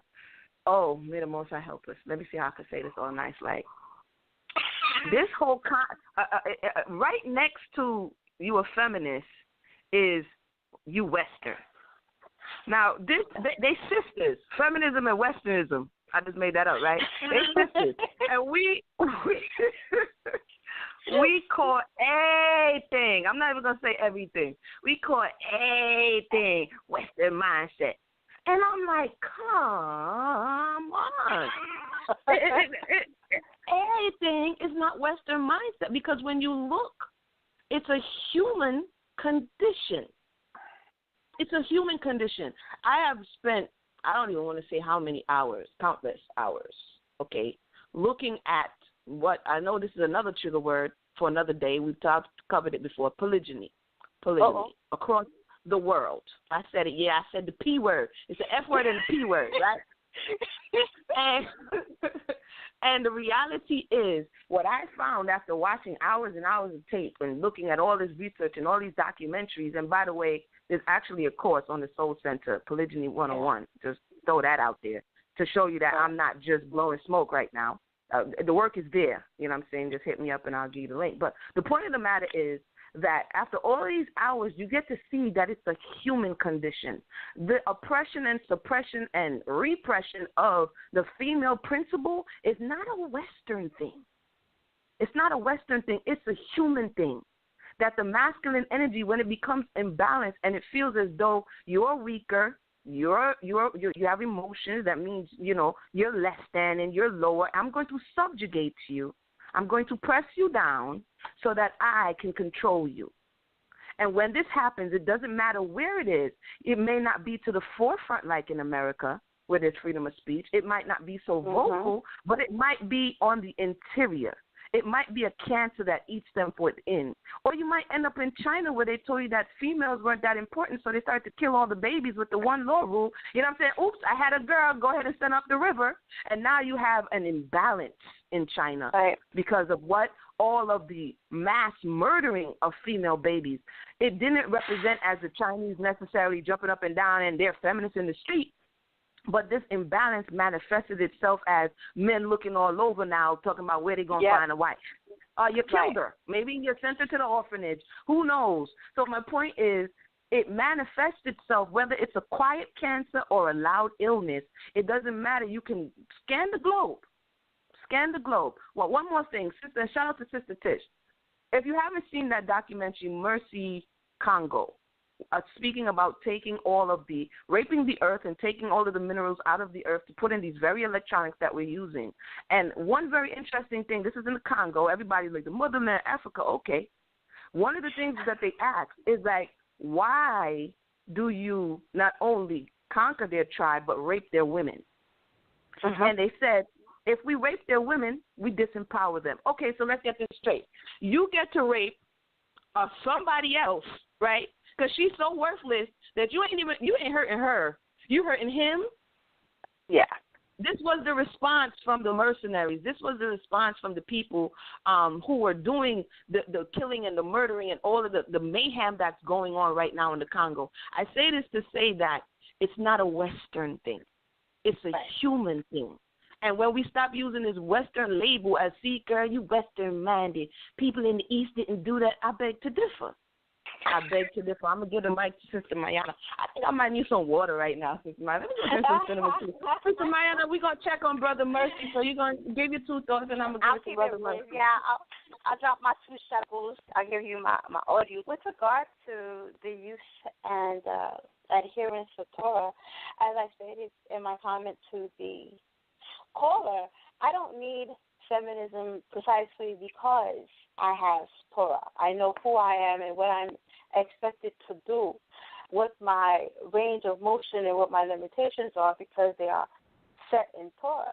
So I would have to agree wholeheartedly that if we were on a whole in agreement with Torah, then none of these other conversations would become necessary. But as the sister stated, it is because the fact that we are not in accord with Torah that these conversations become necessary and relevant, because a lot of the doctrine that we are confronted with now is getting filtered through this kind of disinformation and misinformation, because we have muddied our understanding of all of these other concepts that we can't sit down and break bread as siblings at the table because someone wants to pull feminism out of their left cheek, and that's a problem.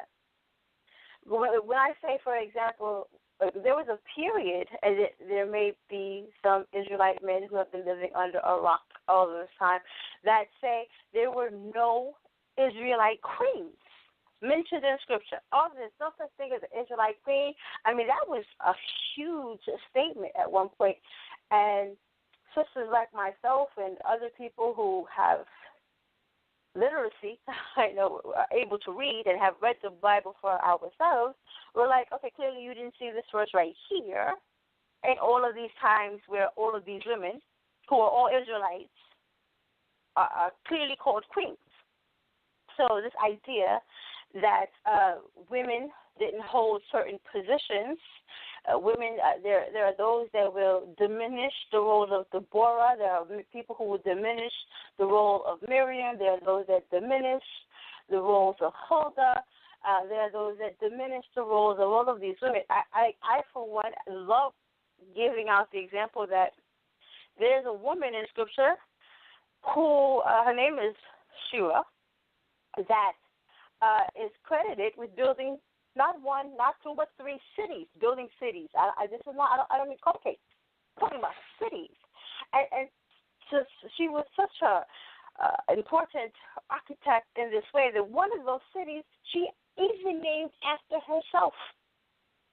And so to know that there are women who contributed to the landscape and of the culture in this way lets me know.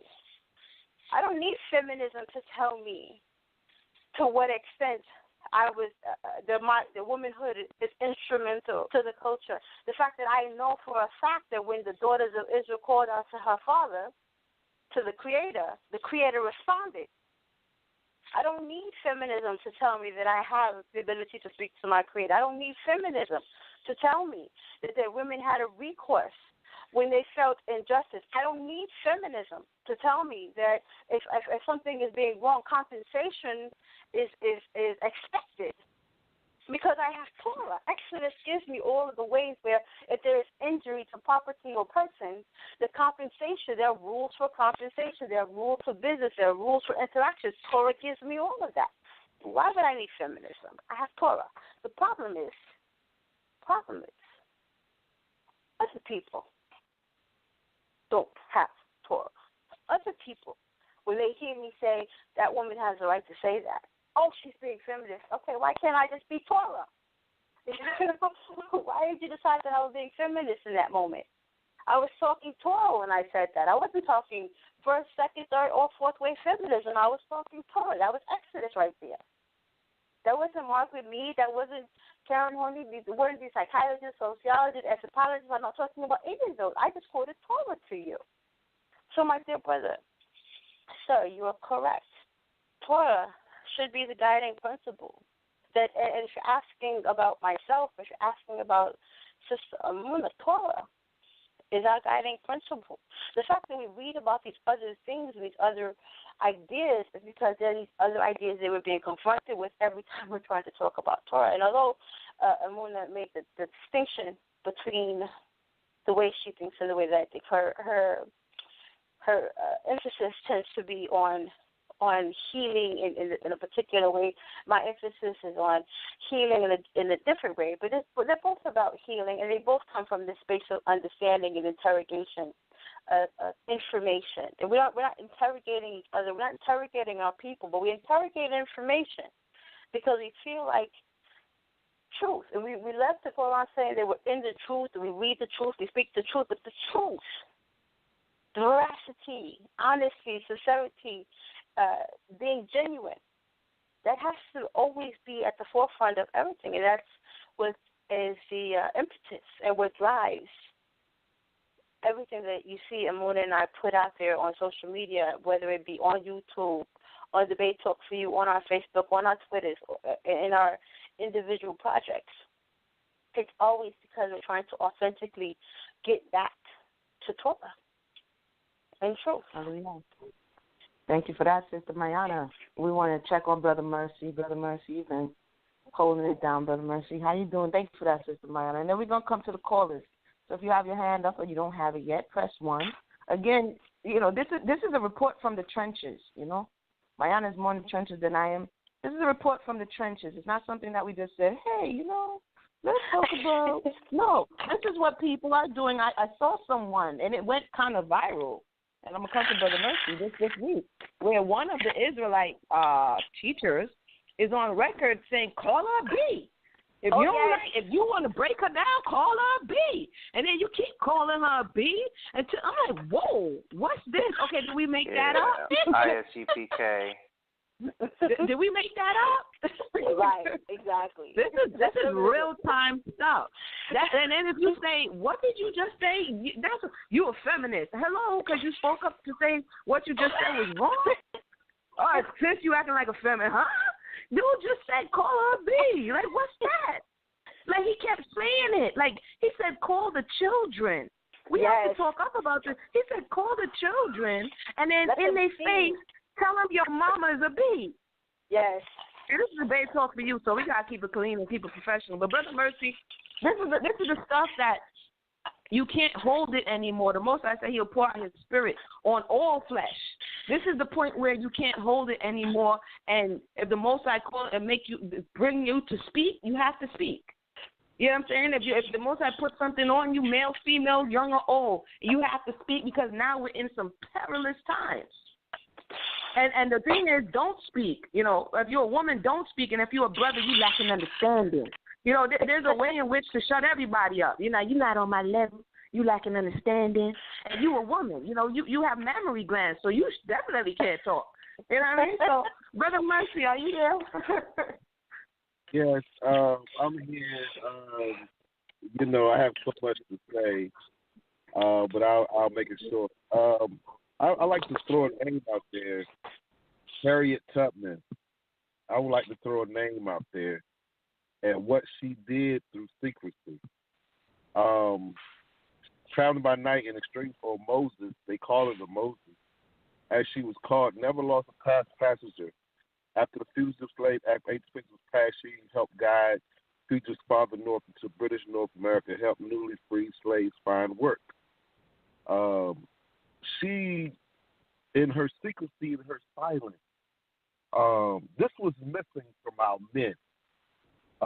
Harriet Tubman did most of her work through silence. And men need to understand you can't beat the white man by running your mouth. Because men, like I say this, I know we're talking about women be quiet. I'm talking about the men because, see, this is key. And she's going to be on the $20 bill in a few years, so she must mean something to this history. And it's a woman on the dollar bill. And we got a black man as president, put a woman on the dollar bill. That's interesting. Black man could go to the White House, but we still not on the dollar bill. Because, see, after you're dead, everybody remembers the pictures on the money. Everybody remembers that. So I say all that to say, yeah, women have been mistreated. Black women mistreated. This feminist, as you pointed out, really is not a black woman's movement. Because at one time it really started with the white woman trying to be equal with the white man, and both of them were free. We were slaves, so we had a different fight. We were too busy trying to find the Underground Railroad, So I say that is because what I want to do today is I'm trying to find the Underground Railroad today. I really where I'm at. I'm really trying to find a solution to all these problems. Yeah, men are calling women names, calling them bees, calling them that in the Israelite community. Hey, I don't know where these men get their stuff from. I don't know. And then we want to go back and study what happened in Egypt 1,000 years ago, as if that history applies to us. And I don't know how they're going to make it applicable. But we got enough history right here in America to deal with.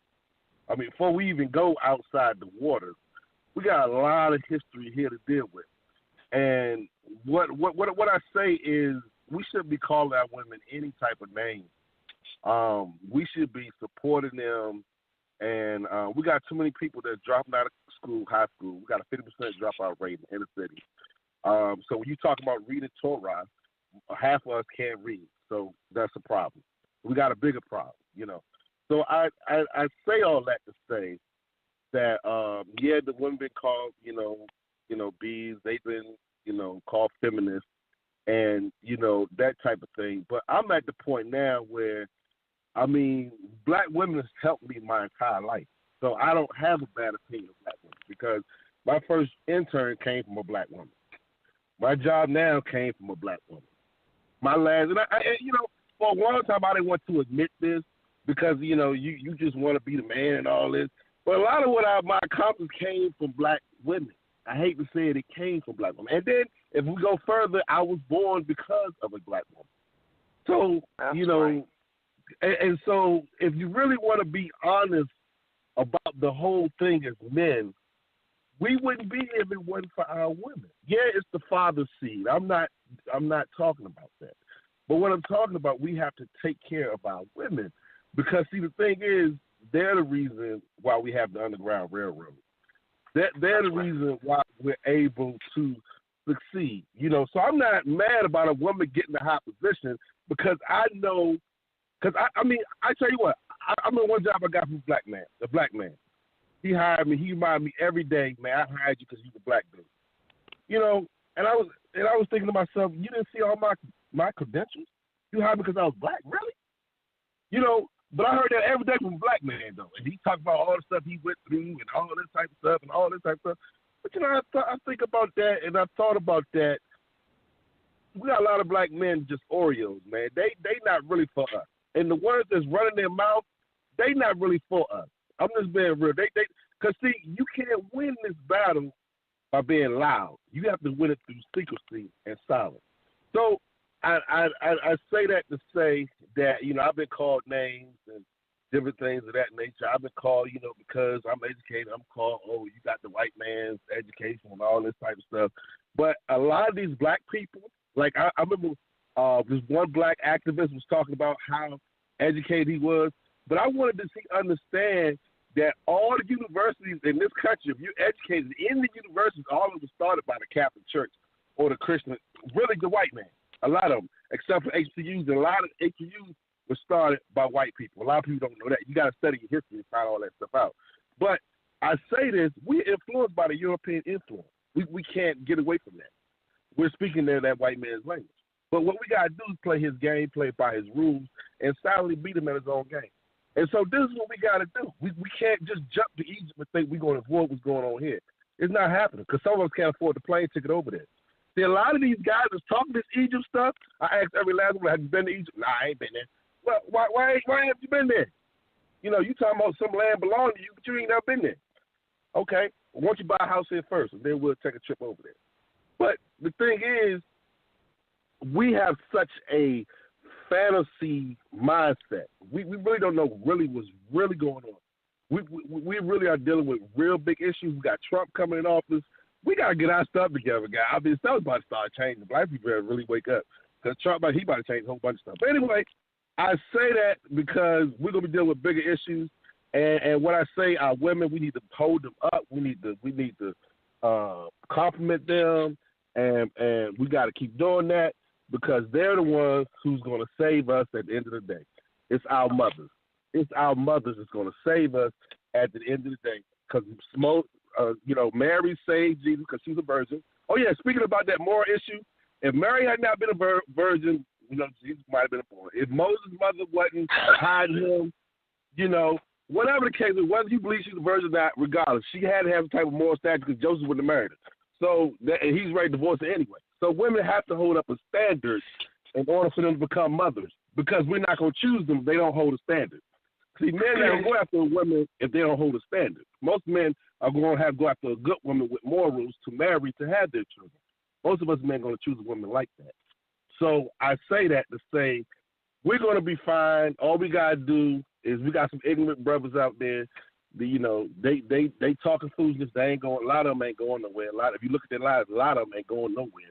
So I say that to say we'll win silently as men, and we just got to sometimes listen to our women because sometimes these women are saying things that are good, but then you got. Oh yeah, one more thing I want to say. The gay word, like gay, it used to mean happy, but today it means homosexual. The feminist word, it hasn't happened yet. In other words, the feminist word does not have a negative connotation meaning today. So the brother that said today it means something different, it doesn't have the same definition if you Google it. Feminist has the same definition they had years ago. They haven't tainted that word yet. But they have with the gay word. Gay used to mean happy, but they changed that. So I just say that to say we'll be fine. We just gotta uplift our women, and hope that our women will uplift us too. And so we need to work together. That's all. And I'm done. All right. Thank you for that. That was the voice of Bro.Mercy. We're going to come to the phone lines and hear your thoughts. Oh, wow. We have 10 o'clock already. The conversation, again, as you can see, it is a trigger because it just took us way to 10 o'clock like we just time traveled. What Bro.Mercy said a few things, and I'm going to come to Brother Sal. He said a few things, and I find it interesting that because men and women have different perspectives, as what one may think is important, the other one is like, not so important. And this is why they bring balance to one another. The return of the quote nation and the quote unquote black family and all of this thought process of the return. If you don't have stable relationships, ain't no return. So what seems like a small matter in communication, in community and unity, it becomes huge when everything falls apart. And so sometimes we go for the bigger things and overlook the smaller things. And as Brother Mercy is saying, there needs to be a maintenance. There needs to be a restoration, first of all. There needs to be a humbling coming back to the Creator, and then a maintenance and actively working at healing these spaces, because a nation is built on families. And family is tribes of people, and then you have families, and then you have the nuclear family. So if you don't have these things, and if the very core is problematic, then it's no wonder that when you go in the street, we don't have no behavior. That's number one. And then number two, I wanted to say, as you mentioned, Harriet Tubman, when you look up Harriet Tubman, if anybody's interested interested just per chance, when you look up Harriet Tubman and you look up her connection with, before it was feminist, it was called the Women's Rights Movement. And when you look up her conversation, even the poem that everybody likes to say, "Ain't I a Woman?" This is what they said she gave at one of these conferences. Feminist conferences, yep. Right. Well, women's rights, Sister Mayanah, women's rights conference. She gave this speech at AKA. So then one would say either Harriet Tubman was a feminist, or one would say Harriet Tubman was a feminist sympathizer. I'll let you marinate on that, Brother Sal. All right, we got some people standing by right quick. Hold on, let's go to the Skype callers. Somebody from Skype, are you there? Hold on, are you there this time? Yes, indeed. Black Jesus Minister, the Ecclesiastes 3 Christian. Okay. How y'all doing, ladies? All very righty. well. Welcome, brother. Thank you very much. I'm enjoying this very intriguing conversation. I do have to differ with you all's conclusion to the brother who stated that the modern feminism have lesbian founders. The answer to that question is true. I know you ladies disagree with the brother. I went to Wikipedia and typed up and found. I went to Wikipedia and found the name of a sister, Simone, not a sister, but a white woman by the name of Simone de Beauvoir, who was one of the founders of the second wave. They consider in the history of feminism that there was a first wave that you ladies were talking about. She is one of the most prominent founders of the second wave, and there was a third wave. So that second wave and that third wave did consist of mostly white, atheist, lesbian women, and this is one of the founders of the second wave. Her name is Simone de Beauvoir, Simonede, Beauvoir, Beauvoir, and it reads that she was a French writer, intellectual, existentialist, philosopher, which means simply a big word for an atheist, political activist, feminist, and social theorist.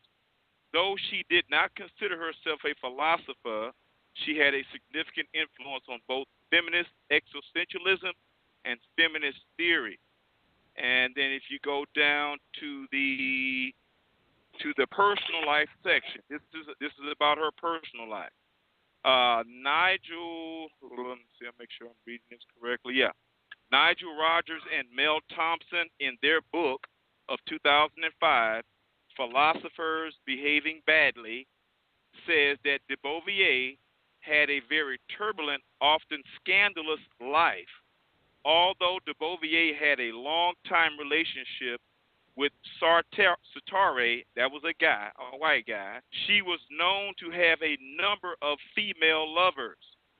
The nature of some of these relationships, some of which she began with underage students while working as a professor, later led a biographical controversy.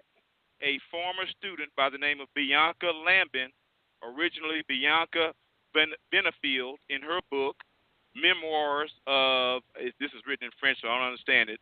Y'all can read it for yourself.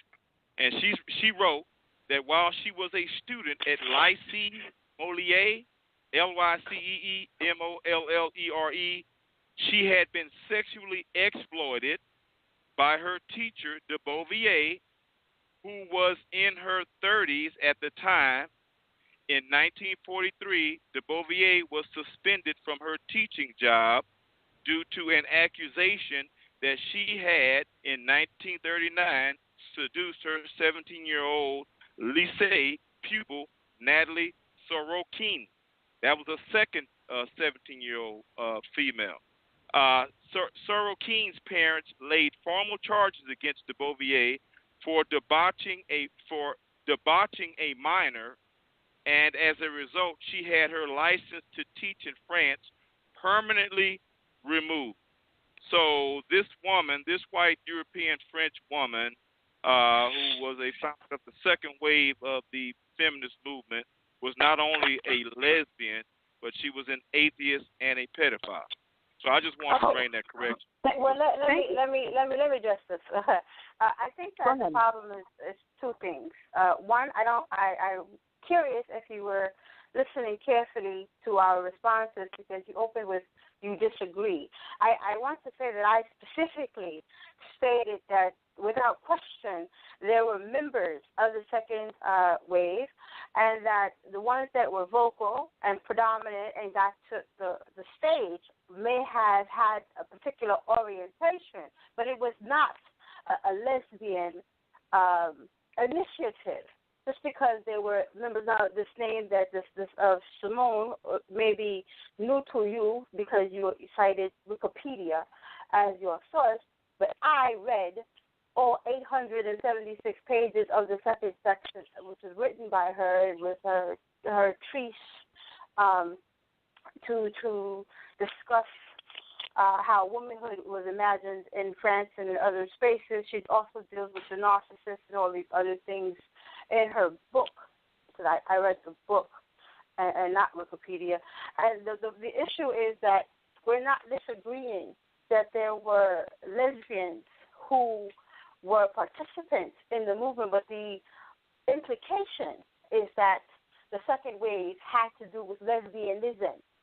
Now, that's not the same that by saying that it was a lesbian movement or it had lesbian origins, because some of the more prominent writers and speakers at the time were lesbians. I think that has to be understood. That if the second wave feminism had the more predominant speakers were all midgets, it wouldn't be a midget movement just because they were small people who were the ones writing at the time. The second wave, and it can't be stated that it was the founding, because as Sister Emunah stated earlier, second wave is not a founding. Second means it came after something else. The precedent is the founding. Second wave is a response, or it's something that comes out of a founding. The founders are the proto-feminists. The founders are the first wave feminism. Second wave is the way it evolved, the way it blanketed, the way it ballooned as other factors came into play. What happened during second wave feminism, what initiated the second wave of feminism was the Second World War. The introduction of, like Sister Emunah said before, masculine ideas, like Darwinism influenced second wave feminism. What else? The home economists influenced second wave feminism. I think that it's important. I'm sure that Brother Mercy will back me up on this, that when having an academic conversation, Wikipedia is almost never an acceptable reference, because... May I respond to that, sister? May I respond to that, dear sister? May I respond to that, what you're saying? You can repent. Okay. I would like you to respond to my statement after I have completed it. Okay. Okay, wait, hold on. Let's everybody, wait 1 second. This is Emunah. We're going to go ahead and breathe.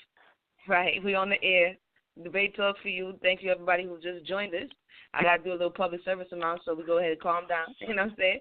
For everybody who's joined us, we're talking about the F word. What is the title? Triggered by the F word. Talking about feminism, how it is affecting our community, the ways in which we use it to silence and one another, and we're getting to the root of it. So, we're going to keep it clean, keep it professional, keep the energy to a nice, good flow. So everything will be everything. So I'm going to go ahead and I'm going to come off the mic now. So my sister Mayanah is going to finish her thought, and then we're going to go back to the caller, and then we're going to proceed. Right. So Sister Mayanah, so the mic is yours. The reason why Wikipedia is not usually accepted as a source is because Wikipedia has sources. And normally, even if one were to use Wikipedia, what they would say is Wikipedia, if you read a little bit further down in the articles, they give you primary sources. And normally the student would be encouraged to have some familiarity with those primary sources and not the excerpts that are presented by this kind of encyclopedic snapshot of the process. I think that because we are looking, or perhaps you've only had an opportunity to see this name and find out a bit about this individual, that it has colored your idea about what the second wave represented, because this woman represents, or her personal life represented a particular thing. But the second wave, to study the second wave of feminism may have been a more valuable exercise than to interrogate this woman's personal life and her imperfections and exploitations and all these other things. The woman was whoever she was. I don't know anything about her personal life. I know about her writing, and I know about the topic, which is feminism, and all. We are considered to be in the fourth of the waves of feminism now. So these are the things that I know about. But I think that I would encourage the caller, and I would like to hear his thoughts after I finish this.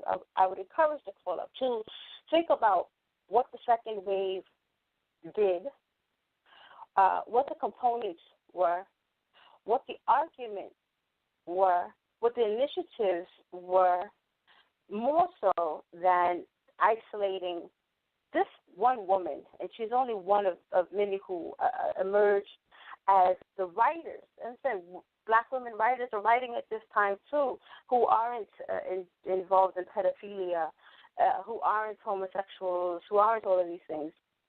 And their sexuality is not what's driving this second wave. We're talking about how women are being represented, and I think that we do a disservice to the idea by coloring the entire movement by this particular white woman.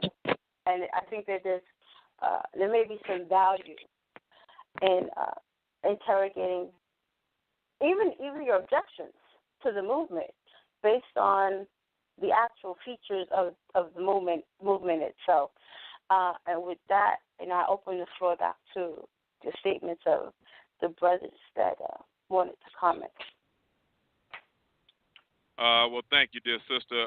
First of all, I agree with much of what you all have said so far. Now, this last commentary you just made was really kind of suspect to a certain extent. But let me correct you on your comments on one of your main points in that comment as well, in your commentary as well.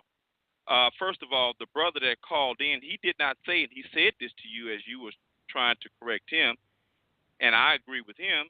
He did not say, and I did not say, that lesbianism was the agenda of the feminist movement.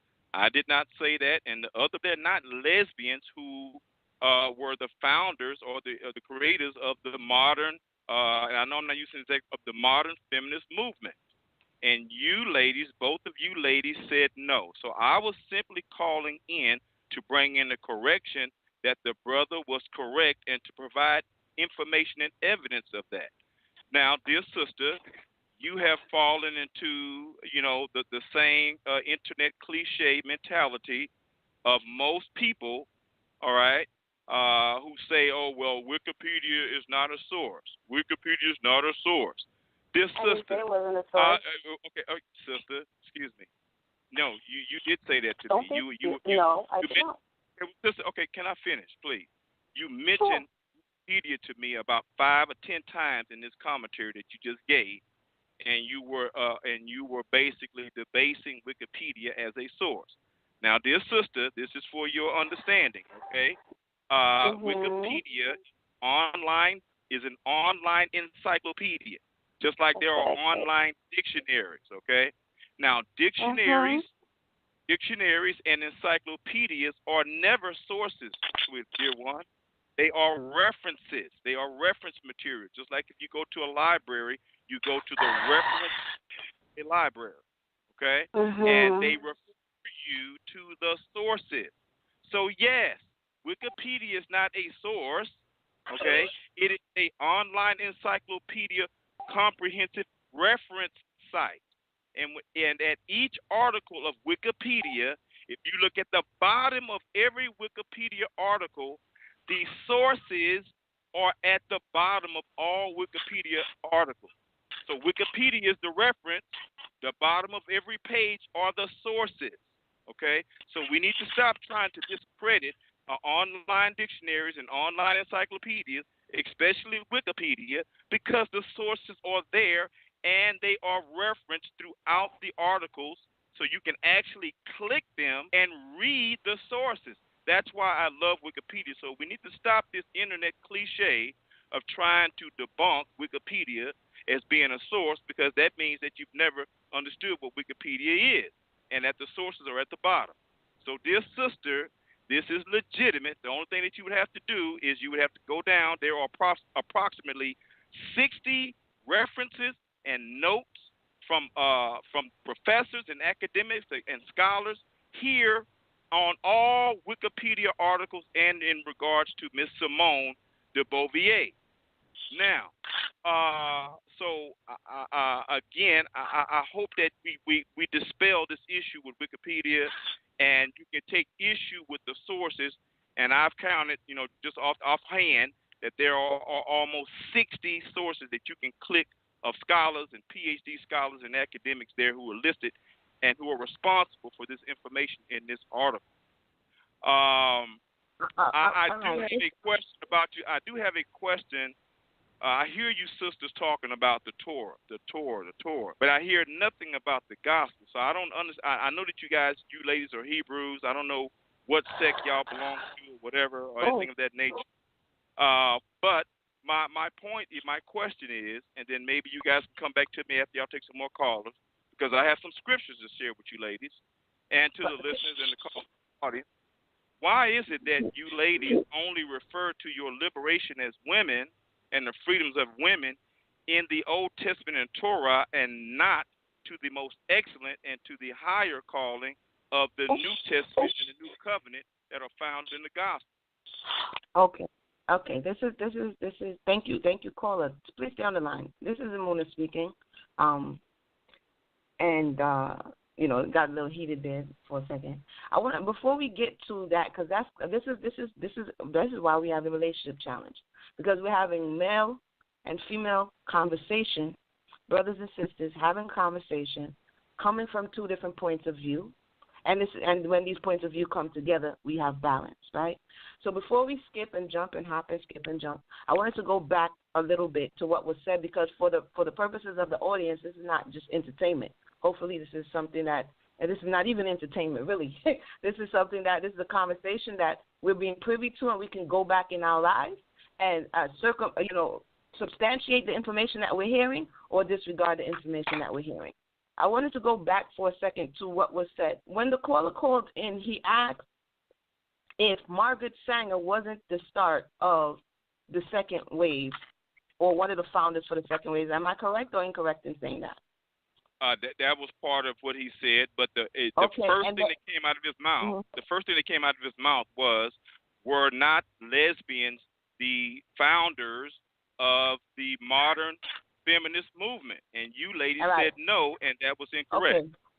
Okay. It sounds like we on a talk show. You said no. This sounds like Maury. But okay. There was a two-part question.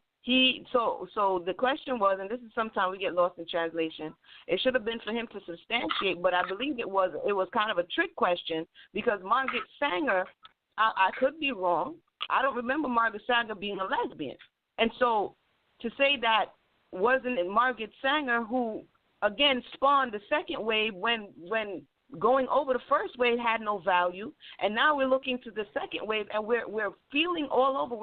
I'm not the foremost historian, but when we jumping through on decades, hopscotching over decades, and then because I looked up the Simone de Beauvoir, was she ever in America? Did she spawn the American? Because there are different feminist movements across the world.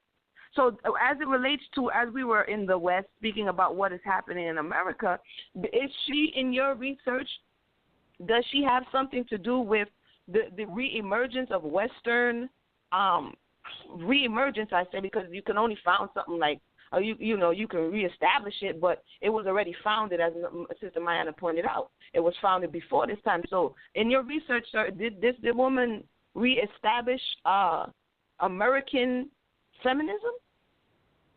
Well, the feminist movement, I don't know if it actually began in the United States, but it be a European and American movement for sure.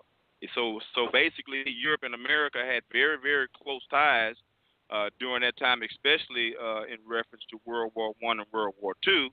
So basically, what was happening in America to some extent happened in Europe, and what was happening in Europe was happening in America. So we were all, and that still is the case even today. So no, I need to do a little bit more research on that. But so her influence, because she wrote a book, she was an author. She didn't consider herself a philosopher. But she wrote these books. One of the books, if you read at the very top, that she wrote, and this is what inspired the second wave of American feminism, whether she was here or not, which I do believe she did eventually come here. The title of the book is The Second Sex. And this book, titled The Second Sex, in 1949, was one of the sparks of that second wave of feminism here in America and in Europe. Because can I say something? I'm coming, brother. One second, and then I'm gonna give you the mic. What I think is interesting, Mayanah alluded to it, is that sometimes when we're having a conversation, and we're guilty of this sometimes, we're having a conversation, and we're like, I don't agree with that. So then we go for whatever it is that's going to come up to say we don't agree with that, as opposed to putting it all on the table. And even if we have to reconvene, and we're like, hey, did you consider this? Did you look at that? But when we come into these spaces and have conversations, when he mentioned Margaret Sanger, and the second wave being sparked, you're disagreeing with him to say it's not Margaret Sanger, it's this woman. Do you understand what I'm saying? And then we're saying, we have to. Yeah. And I don't have no comment about Margaret Sanger. I didn't look her up, so I don't know if that's true or not. Right. But I agreed with the brother when he said, before he even said Margaret Sanger, that was one woman he mentioned after he made the initial comment, and he was trying to think of somebody. But the first thing that came out of his mouth were not lesbians the founders of modern feminists. He didn't mention nobody's name. He just made that statement right there. And then he later brought up Margaret Sanger, which could be true, might not be true. But I agreed with him that there were feminist lesbians, and this is one that I found. That would be an interesting, as we say, because again, Sister Mayanah said no, and I said, to my remembrance, I said no, because, and she said, and she did say, and I would have to say in the listening audience, that's not to say they were not in the forefront. But okay. I agree with you, ladies. I agree. And that was also said. And one more thing. I just want to say, this is what I've been saying, hopefully throughout the conversation, is that when we use this, and I'm gonna come to who was that who wanted to say something? I'm gonna come to you right now. When we brush over these facts and then sum it up as feminist lesbian, feminist man hater, and then you have genuine concerns in the community. And when people speak up, you're a feminist. That's my point. This is why I think it's very important to have, because it's an automatic shutdown. I agree, of sister. Very important topic. Go ahead. Let me say this. And the premise of what you sisters are saying, I agree. I was only speaking on a historical perspective, but feminism as a general term, and as you ladies are presenting it, regardless of someone giving it a title, and yes, one of you ladies correctly said that feminism modern feminism has been corrupted. I agree with that. But feminism is a word that's all by itself, regardless of what people do. And I agree with feminism because I love women. Okay, and I know that men throughout the history of mankind have abused women, and the Bible has told us this. And there have been ordinances in the Old Testament and in the New Testament on how we're supposed to treat our women and our wives and one another. Okay, and so I'm in agreement. I'm not disagreeing with you ladies' show and y'all premise and everything. Everything that you all said so far, except that historical point, that little historical point, it was the only thing I differed with. And so and I'm glad that you all recognize that modern feminism has been corrupted. Let's be mindful of that. But yet and still, there are still issues within the feminine gender. And we need to step up and stand up and listen to you ladies. I don't care who it is, whether you're black, white, or whatever. And we need to be real men and stop running over our women and taking advantage of our women. And I am in solidarity with you ladies like that. And I am a brother who will get in a man's face and tell him that he's wrong and that he's not treating women right or his woman right. I don't sit back and laugh and joke with men who talk about how they slap their wife around or how they talk to their wife, because you got brothers and men who do that stuff, okay? And they need to be spanked. Need to learn something from the Nation of Islam, because they don't play that mess, all right? And so I'm with you, sisters, 100%. Don't get me wrong now. I was coming kind of strong about that information, but I'm on y'all side. You hear me? I mean, it's all this is a working example of what we are talking about. It's coming to the table, having the discussion, not agreeing, being respectful, and getting to the bottom of the matter so you can walk away without saying, I can't stand that dude and I'm going to block him on Facebook. This is the whole reason for the relationship challenge, to be able to get over the issue and continue on having the conversation that needs to be had. So I know Sister Mayanah wanted to come in, but we kind of, we got guests in the house and we ain't even checking on them. Someone wanted to say something. I didn't want to overlook you. I'm not sure if that was Brother Chris or Bro.Mercy, but at this time, I'll give you the mic. I wanted to say this. Yeah, by the way, I was going to say, by the way, we lost Chris. We lost Chris. Chris, you out there to fall back when you get a chance. Okay. Yeah, this is Bro.Mercy. And what I wanted to say to Black Jesus is that why is Black Jesus arguing over a white woman's history? I have no idea. I named Harriet Tubman, and now we're arguing over whether the white woman was gay or not. I'm trying to figure out, let's learn about Harriet Tubman, what she did. Because if you read about Harriet Tubman, she is the first woman to lead slaves out of slavery. Okay?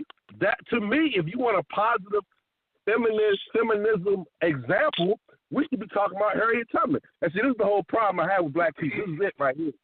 We arguing with white man's history. Really. And what they wrote about what happened with them. Look, them people don't care about us, okay? When we really figure that stuff out, they really don't care about us. And the reason why I say this is because, we got real problems. Where does country come out from? The ladies say the black man in the Hebrew community is calling the black woman a feminist. That's where this whole topic comes from. And now we're talking about who some French lady is. I mean, really. Let's talk about what's going on. What's going on is we got black men calling black women feminists. Okay? And number two, feminism, if we want to be honest about it, if you want to look at the historical and talk about white women, black men are going after white women. What about that? So I just feel like there's a whole lot going on that we're not talking about.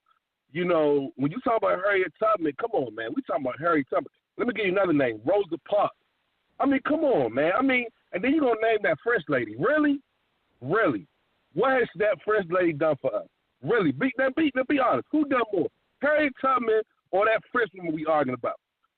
Harriet Tubman done more for us. Let's be honest. That's why she's going to be on the $20 bill. That's why that French lady not going to be on the $20 bill. And I think she was gay. That's just my opinion. That's just me. I don't like white people. But, my point is this. But you know what? I would say this. I know we got more calls standing by. I know. We have 30 minutes left, so that's letting you know. I'm almost done. My bad, Sal. I shouldn't have said that. But the point is, I look at what they've done to us for hundreds of years, and all I hear black people arguing over is the European history, and I get sick of it because we just ignore all of our stars that we got. I mean, we got Harriet Tubman, we got Rosa Parks, we got Martin Luther King. We got all these examples that we could be talking about. And really, the feminism movement should have been started by Harriet Tubman. It should have been started by Rosa Parks. I mean, those are the people we should be discussing. But we spent this whole 2 or 3 hours to learn about white people and what they haven't done for us. But that's all I wanted to say. All right. To the call now, right? Yeah, they've been standing by. We're going to come back to you, Sister Maya. Let's make sure the callers know we're not neglecting you. If you have a hand in the air, Brother Sal is coming to you right now. Brother Sal? All right, let's go to the phone lines. Let's go to 313-784. You're live on air. 313-784. Can you hear me? Yeah, peace. How y'all doing? Hey, sure. Yeah, pretty good. Oh man, damn, glad I got on. Anyway, I just wanted to say, in regards to the topic, that was, as far as like when people kept saying, and what I wanted to say as far as, like our relationships with each other and stuff like that, when the person keep trying to bring up Torah and saying that, the reason why we got these problems is we up in this captivity and Torah, and it's like, people, I mean, have you read the Bible? Israel was never doing what they were supposed to do. You know what I'm saying? So it's certain stuff that you really can't look to, with that. You know what I'm saying? And you got people just over here, just, in this state of mind or whatever house analogy you from, and, they still is doing things and selling our women out. You know what I'm saying? If you go look at it, you got to take it all. You know what I'm saying? The men of Israel just did certain things for their woman. You know what I'm saying? And like I said, we're going to really just have to be broken down as a people, like it say, for us to get certain things right. You know what I'm saying? Because, where our minds is, you know what I'm saying, no matter how much we get away from this culturally and spiritually, we still going to be raised in all the ways of the Egyptians, so to speak. Like you say, we just going to be all the way, raised in the minds of, or learned in the ways of the white folks, or the white people. So, a lot of stuff, we just ain't experienced, we just can't relate to. That's why we got to be broken down, because, there's certain stuff that we can't let go of, and we can't do each other in the right type of correct way. And things have to be understood. You know what I'm saying? Like, there's no excuse for the amount of selling out of our women that has happened in just the last 10 years, So, like I said, it's just a thing of us getting back, to the Creator, but really being made whole as a people, because we're just not whole. We just not handling things or thinking things out like a free people. And that's all I wanted to say, though. Anybody want to respond to that before we move on? I mean, I this is Emunah. I say I agree with where the caller is coming from. The people use the things that happened and not acknowledge that they happened and the end result wasn't good.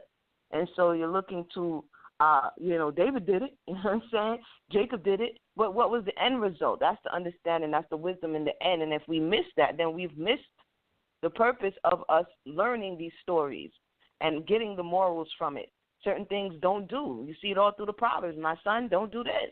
Don't do that, because this is what will happen. And I agree with the caller. We're missing it to a large degree because we want to justify our behaviors and be absolved of all guilt, and then use Torah to oppress, which it can happen and has happened in the past, and that's kind of what's happening right about now. And this is why we need to have these conversations. Yeah, I think we got Chris back. Chris, that's you. Are you there? Yes, sir, Brother Sal. I'm back. My phone died. I'm sorry, ladies. Y'all holding it down tonight. It's all good. Anything you want to say before we move on? You can say something. You want to address.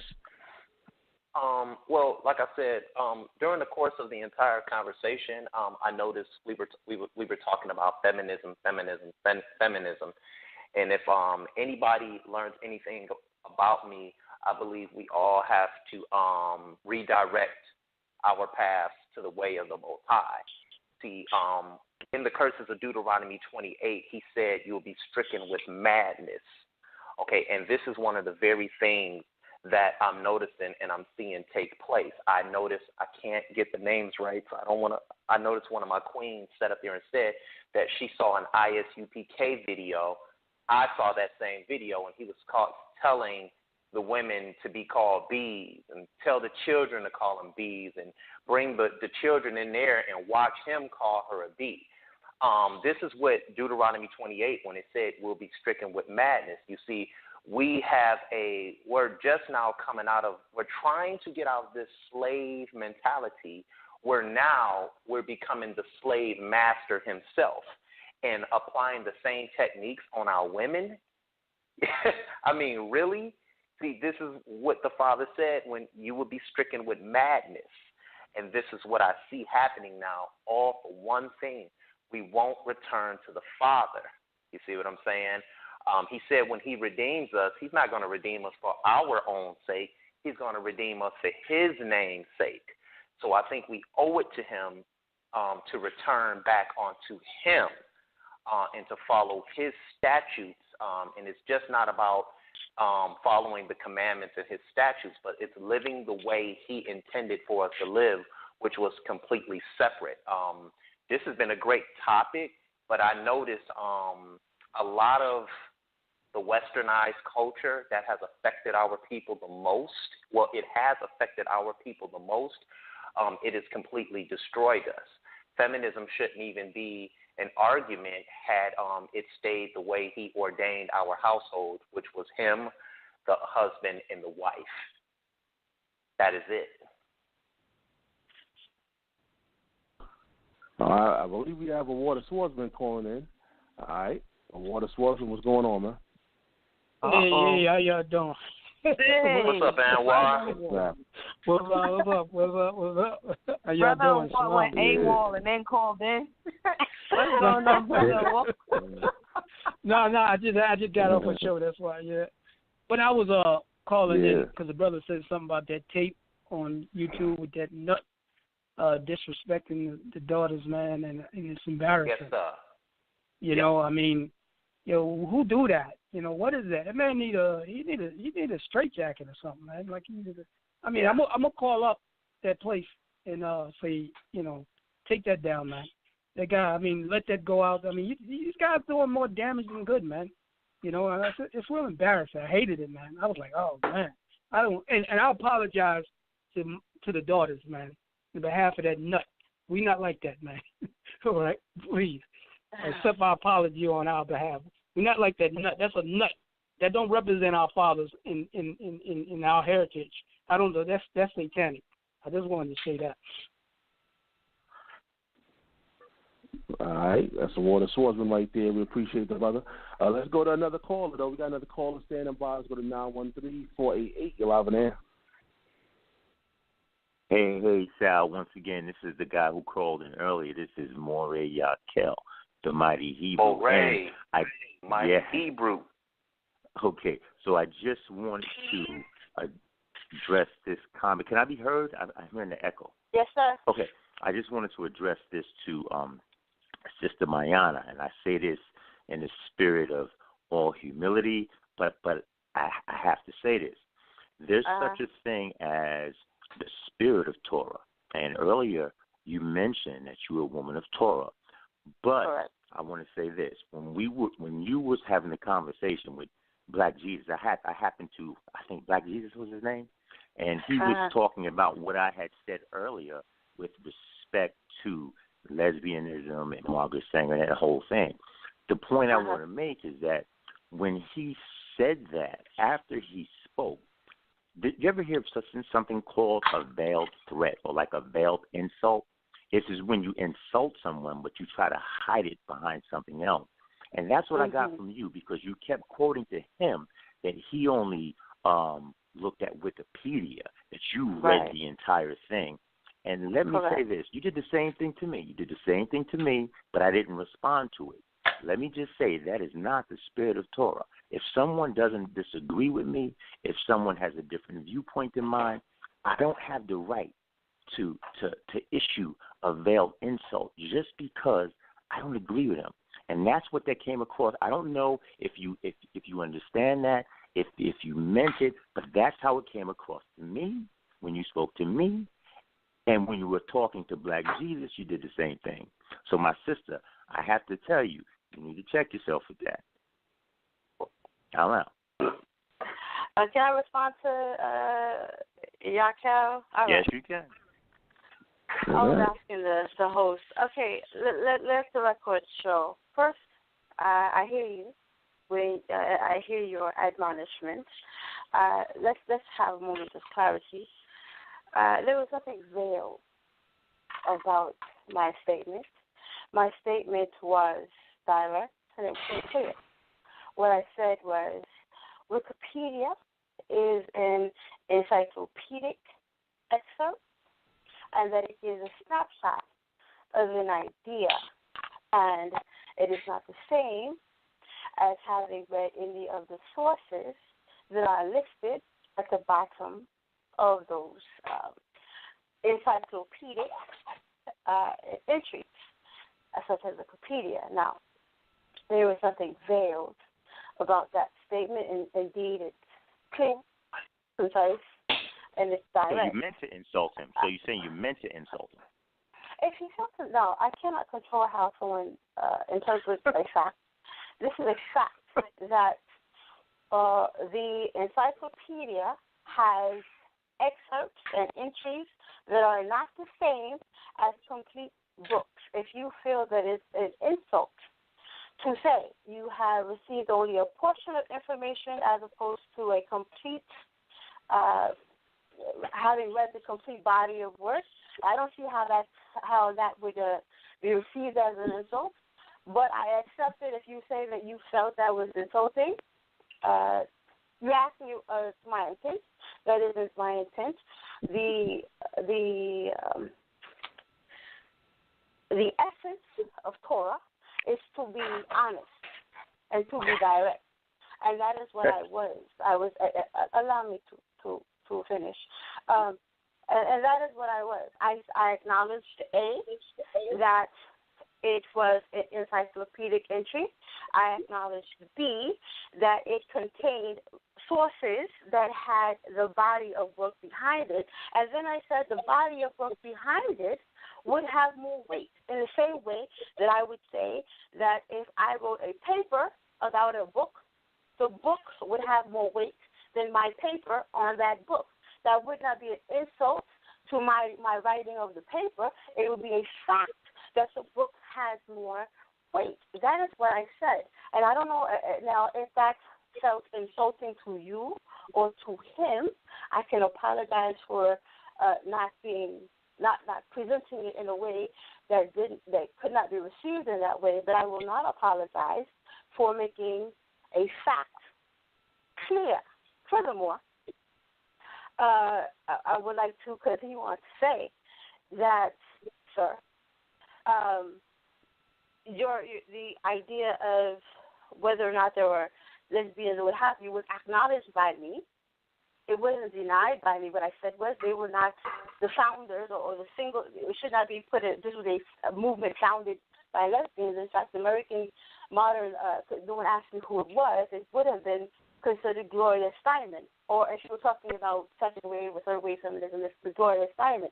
But when we're talking about founders, what we tried to impress upon you was that proto-feminism would have been the founders, the period that Bro.Mercy keeps talking about, where there is Harriet Tubman. The people who are talking in that period were called proto-feminists, and it would have included people like Harriet Tubman. It would have included all of the people in her period of time. Those would have been the founders, because they would have been the ones that was a genesis of all of these other movements that come from them. But modern feminism is usually attributed to Gloria Steinem or this lady, Betty Friedan, whose book I'm looking at right now.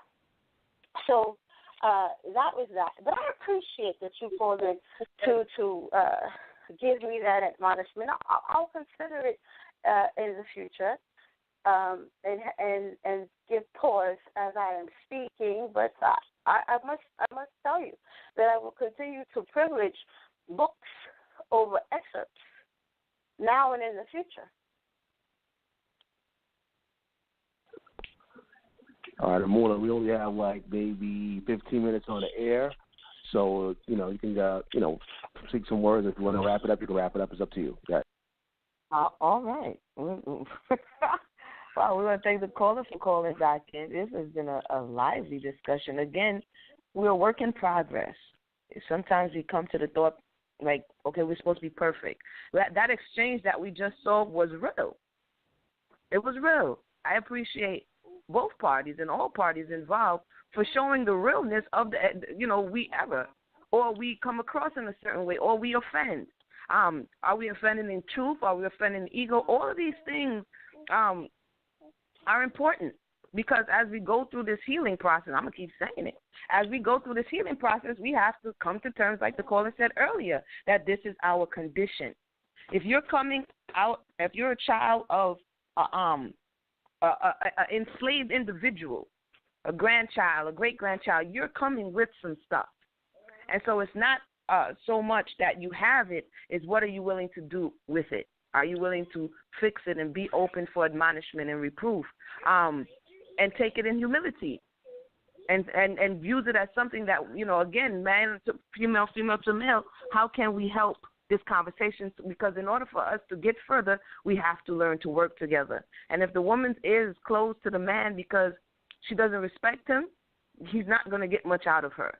And if his ears are closed to her because he doesn't respect her, then that's the same thing that's going to happen on the other side. So I'm going to go around now. Brother Sal, we don't have any more people on the phone line? I'm still here. Yeah, nobody else press number one at this time. Okay. Yeah, nobody else press number one at this time. Yep. Again, just for clarity, because the conversation went all over the place, we were talking about the F word. Why is it relevant? I know Brother Mercy is still questioning why it's relevant. There are people who are in the everyday conversations. The internet is a place where people say what they have always been feeling, and because they're behind a profile pic, there is no censor. Okay? So it is a place, just like the man was up there saying, call her B, blah, blah, blah, blah, blah. It is a place where people are feeling more than comfortable in showing what they really feel, and being that these are the same people who are saying they're awakening and they're conscious. The reason we need to have this conversation is because we need to begin to unpack some of these maladaptive behaviors. Because if you bring all these people together anywhere and this happens, it's all going to fall apart. And so this is why this conversation is important, and other conversations like it, because, again, I can't say it is the foundation of our building. And so, Brother Mercy, just in case, and I agree with you, we have to know past and present, and presently the past is still affecting us. And so now, in order for us to kind of understand what happened, we have to go back and see why it's a trigger. And it's a trigger like, I forgot who said it, but it's a trigger because this is what the European slave master did. He used names and things to demean you and to keep you in a subjugated position. He called the woman names, he called the men names. And this is what now we are taking on to ourselves and call one another so that we can feel empowered. It doesn't even matter if it's true. And that's my problem. I said it earlier. It doesn't even matter if it's true. And this now becomes a problem because now what are we doing? We're profaning the name of the Most High amongst the nations. And I think Sister Mayanah said it earlier. In the public. This is international. People are listening all around the world. And we're going into the public and saying, we don't have no home training. We don't know how to act. We don't know how to disagree and be respectful. That is a problem. So I'm going to go around the table, go to Brother Chris. Thank you. Any last words? Thank you for joining us, your first time on the Relationship Challenge. And, again, if you're new to the Relationship Challenge, he's still there, brother? He's still there? Yes. Okay. So I just want to say, if you're new to the Relationship Challenge, we not so much argue scriptures, yes. We converse about the issues that is causing a challenge in our relationship. So we're 25 episodes in, and this is why we're talking about stuff that oftentimes get overlooked. So if you're new to it, go ahead and check out the reruns on Debate Talk for You on YouTube, South Showtime. Brother Chris, then Brother Mercy, then Sister Mayanah, and then we're going to wrap it up. Brother Chris, the mic is yours. I'm going to come out and say I really enjoyed myself tonight. I learned a lot from our Queen's perspective. I enjoyed listening to the callers tonight, and like she said, not so much scripture next time. That will be noted. I want to tell Sal thank you. And like I said, I really enjoyed myself on this debate tonight. I'm still trying to figure out where femininity affects our relationships today. But like I stated before, I really did enjoy the conversation. You two queens, you guys held it down tonight. And, can I add one thing real fast? Go ahead. I don't think Harriet Tubman, when she did what she did, I don't think she was doing that in the name of femininity. I don't think she was doing that to be a feminist either. So I think she was doing that because she was sick and tired of being a slave, and she decided to fight back. That's all I want to say. Wow, okay.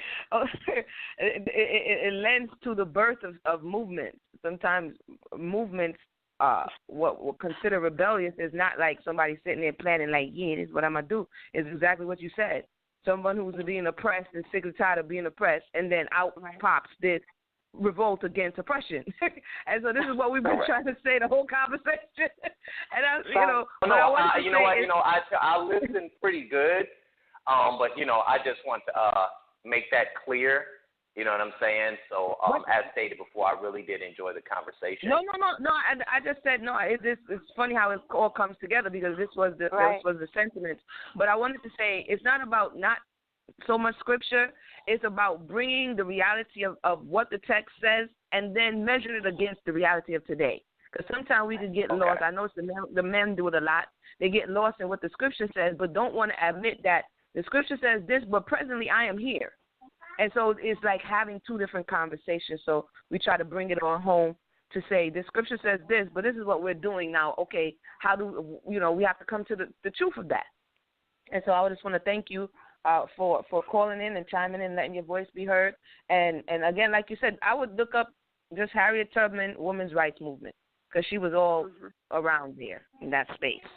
So definitely thank you for your input and your edification. And again, any reproofs, because we're all here to grow and learn. Brother Mercy, you said some real interesting stuff. What are your last words for this evening, Brother Mercy? Sister Emunah, I'm glad you educated my brother and let him know she was part of the women's rights movement, but we're not talking about her, though. But she is going to be on the $20 bill, so maybe our children will talk about her, But I would just say in my last closing comment that it's amazing how much we spend time talking about what white people haven't done for us, but we don't talk about what our own people have done for us. And since we're talking about feminism, people don't see Harriet Tubman as a feminism. But she did. Wikipedia, I know. As your sister stated, it's not a primary source, which is not. But since they love it so much, let me use it as, for them. Go ahead and Google, my brother, Wikipedia about Harriet Tubman. It does talk about her women's rights stand. So, that's just something. But what your sister's talking about is not a primary source, is that when you're doing, like, research and when you're making arguments, convincing arguments, you have to submit what's called primary sources because they have to be peer reviewed, and it's not acceptable unless it's primary source review. But those are people that have formal education. You got to understand that. That's in the formal academia circle. All of us is not in that circle. Like I told you, 50% of us has dropped out of high school. So you got to understand that who we're talking to. So I would like to say in our last arguments, this overall, I thought it was a great discussion. I just wish we would more talk about positive black women and what they've done for our people instead of talking about a gay French woman or whether it's not she's gay, whatever the case may be. I wish we would talk more about what our women have done for us. Then maybe we wouldn't call our women bees if this brother from ISUPK had understood what Harriet Tubman had done. I don't think he knew Harriet Tubman because if he had, he would never call his woman a bee. But yeah, that's all I have to say. Oh boy, Bro.Mercy, always true to form. Thank you for coming in, Bro.Mercy. Thank you for letting your voice be heard. Again, it's just we seeking balance, you know. We seeking balance. Sister Mayanah, your last thoughts as we wind down here.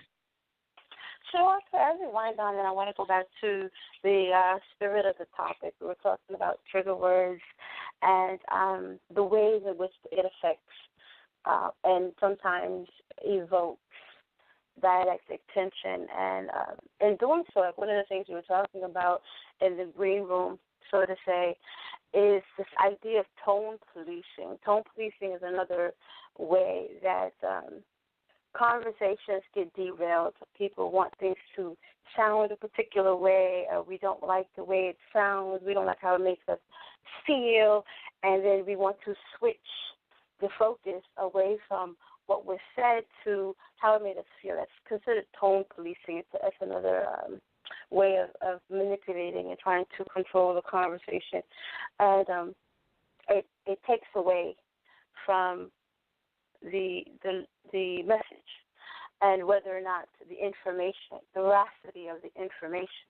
And so if the information is true, then that's what the topic should remain about. And when a person is presenting a rational thought, trying to categorize it, creating these kind of it's called a straw man argument, so that we can attack something else. Oh, it's feminist. So now now that we've moved it away from what the topic is and what it's about, now we have to argue about this feminist idea. If we're saying domesticity as it's being reimagined in modernity really comes from this Victorian era, you are objecting to domesticity because you're a feminist. Feminism becomes the straw man in that argument. If the statement is that something holds or does not hold veracity or weight, and I don't like how you said that. That's tone policing. It takes away from whether or not the original statement held any weight. And the problem that we're trying to talk about now is that movement away from paying attention to what's on the table, to discussing something else. And what happens is we allow what's on the plate, whatever food's on the plate, to grow cold because we want to discuss the atmosphere around it. And that's what we don't want to do. The ideas behind Torah are the meat and potatoes on the plate. The caller, and I don't want to ignore the fact that the caller asked this question. He asked why, and I'll speak for myself. Sister Emunah in her closing arguments can choose to address it or not to address it. But why the emphasis on Torah as opposed to any other of the Hebrew records? Irrespective of, and I want to clarify, I don't belong to any sects, just any groups. In particular, I belong to the nation of Israel, and I'm a member of the nation and family of Israel, and I don't agree with any divisions. But why Torah, for me, as far as any other records, is that Torah specifically has the unique quality of being instruction. The rest of the Tanakh are our experiences, our records, and our events and actions, but Torah has our instructions. It has our laws. And so when we want to look at advents and events and experiences, then we look at bases in other records. But when we're looking for law, when we're looking for instruction, that's Torah. We can always go and see how Torah plays out through time and through space and among our ancestors by going into these other records. We can go into Enoch, we can go into Joshua, we can go into Jubilees, we can go into the Common Era records, sometimes called the New Testament, and you can do that to find information. But when you want to look for law, the law is Torah. And so what we're talking about here is those principles that guide the people. And when we're doing that, we're talking about Torah. You can't go in all of these records where all of these people are doing all of these actions. Ideally, they're doing it because there's this set of principles that have been established. Irrespective of what record you are privileging, those other records are still building on the foundation which is Torah. So, again, we tend to go back to the beginning, and for old Hebrew thought, whether even Christians, whether they accept it or not, the genesis of that thought, the foundation of that thought, is, to be a well-rounded Hebrew, you have to be Torah-centered, irrespective of whatever other documents you include or reference or privilege. But Torah will continue to be, a part of that body of work. So I just wanted to make that stated. I don't want it to be thought that I would avoid that question. Torah is central for me, and I think that I'm fine with that being understood. So with that, I say good night, everybody, and I hope that it was helpful, and many of you know how to reach me if you have more questions for me. So good night for now, and I'll see you next episode. Shalom. All right. Thank you. That was Sister Mayanah. That was all of the guests. That was all of the listeners. Those who are just listening, those who chimed in, those who have thoughts, put it under the comment section when Brother Sal uploads it to YouTube. And, sometimes it takes some time to get back around to the comment section, but definitely you can hit up Brother Sal if you have any comments or questions. Maybe we'll do a question. I don't know, Brother Sal. Maybe we can do a question. People who have questions over the time, we could possibly do that too. But, once again, thank everybody for tuning in. This has been a relationship challenge. Sister Mayanah spoke on the last call. That would take me all the way over the time. You know what I'm saying? So maybe he could come back and we could build on that once again. But, once again, it just, be on the lookout. It's just an awareness. If you are out in the community, if you hear the conversation, maybe it would just be good to engage the individual and see what is the basis of this name calling. It could be feminine. It could be effeminate. It can be calling people bees. It can be calling people Jezebels and demons.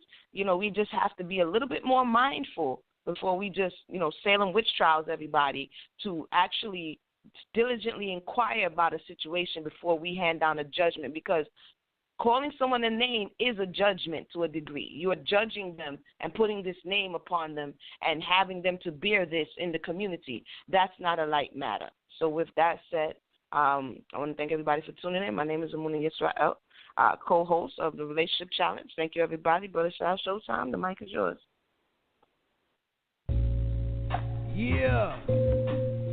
Shout out to Sal Showtime. The Almighty Spawn. I am God of music. The Almighty Black God Spawn. And this that debate talk for you. We got that straightforward truth. We can see both sides of the end. You can say the same or change all your views. This that debate talk for you. We got that straightforward truth. We can see both sides of the end. You can say the same or change all your views. This that debate talk. For you. We got that straight talk. The truth. So what you waiting on? If you ain't trying to learn it, what you hating for? Say no more. Yeah. Speak your peace, leave in peace, and don't be violent. Don't be swayed, don't get played like a violin. Ain't no fussing, just discussions in the lion's den. Hot feet burning up like a fireman. The subject matter's obvious, though it can vary. We discuss a lot of religion and politics. Keep it straight like a hockey stick. Learn as I listen in, and I'ma win. This that debate talk for you. We got that straightforward truth. We can see both sides in the end. You can stay the same or change all your views. This that debate talk for you. We got that straightforward truth. We can see both sides in the end. You can stay the same or change all your views. Yeah. The Almighty talk for you radio. Yeah. God of music.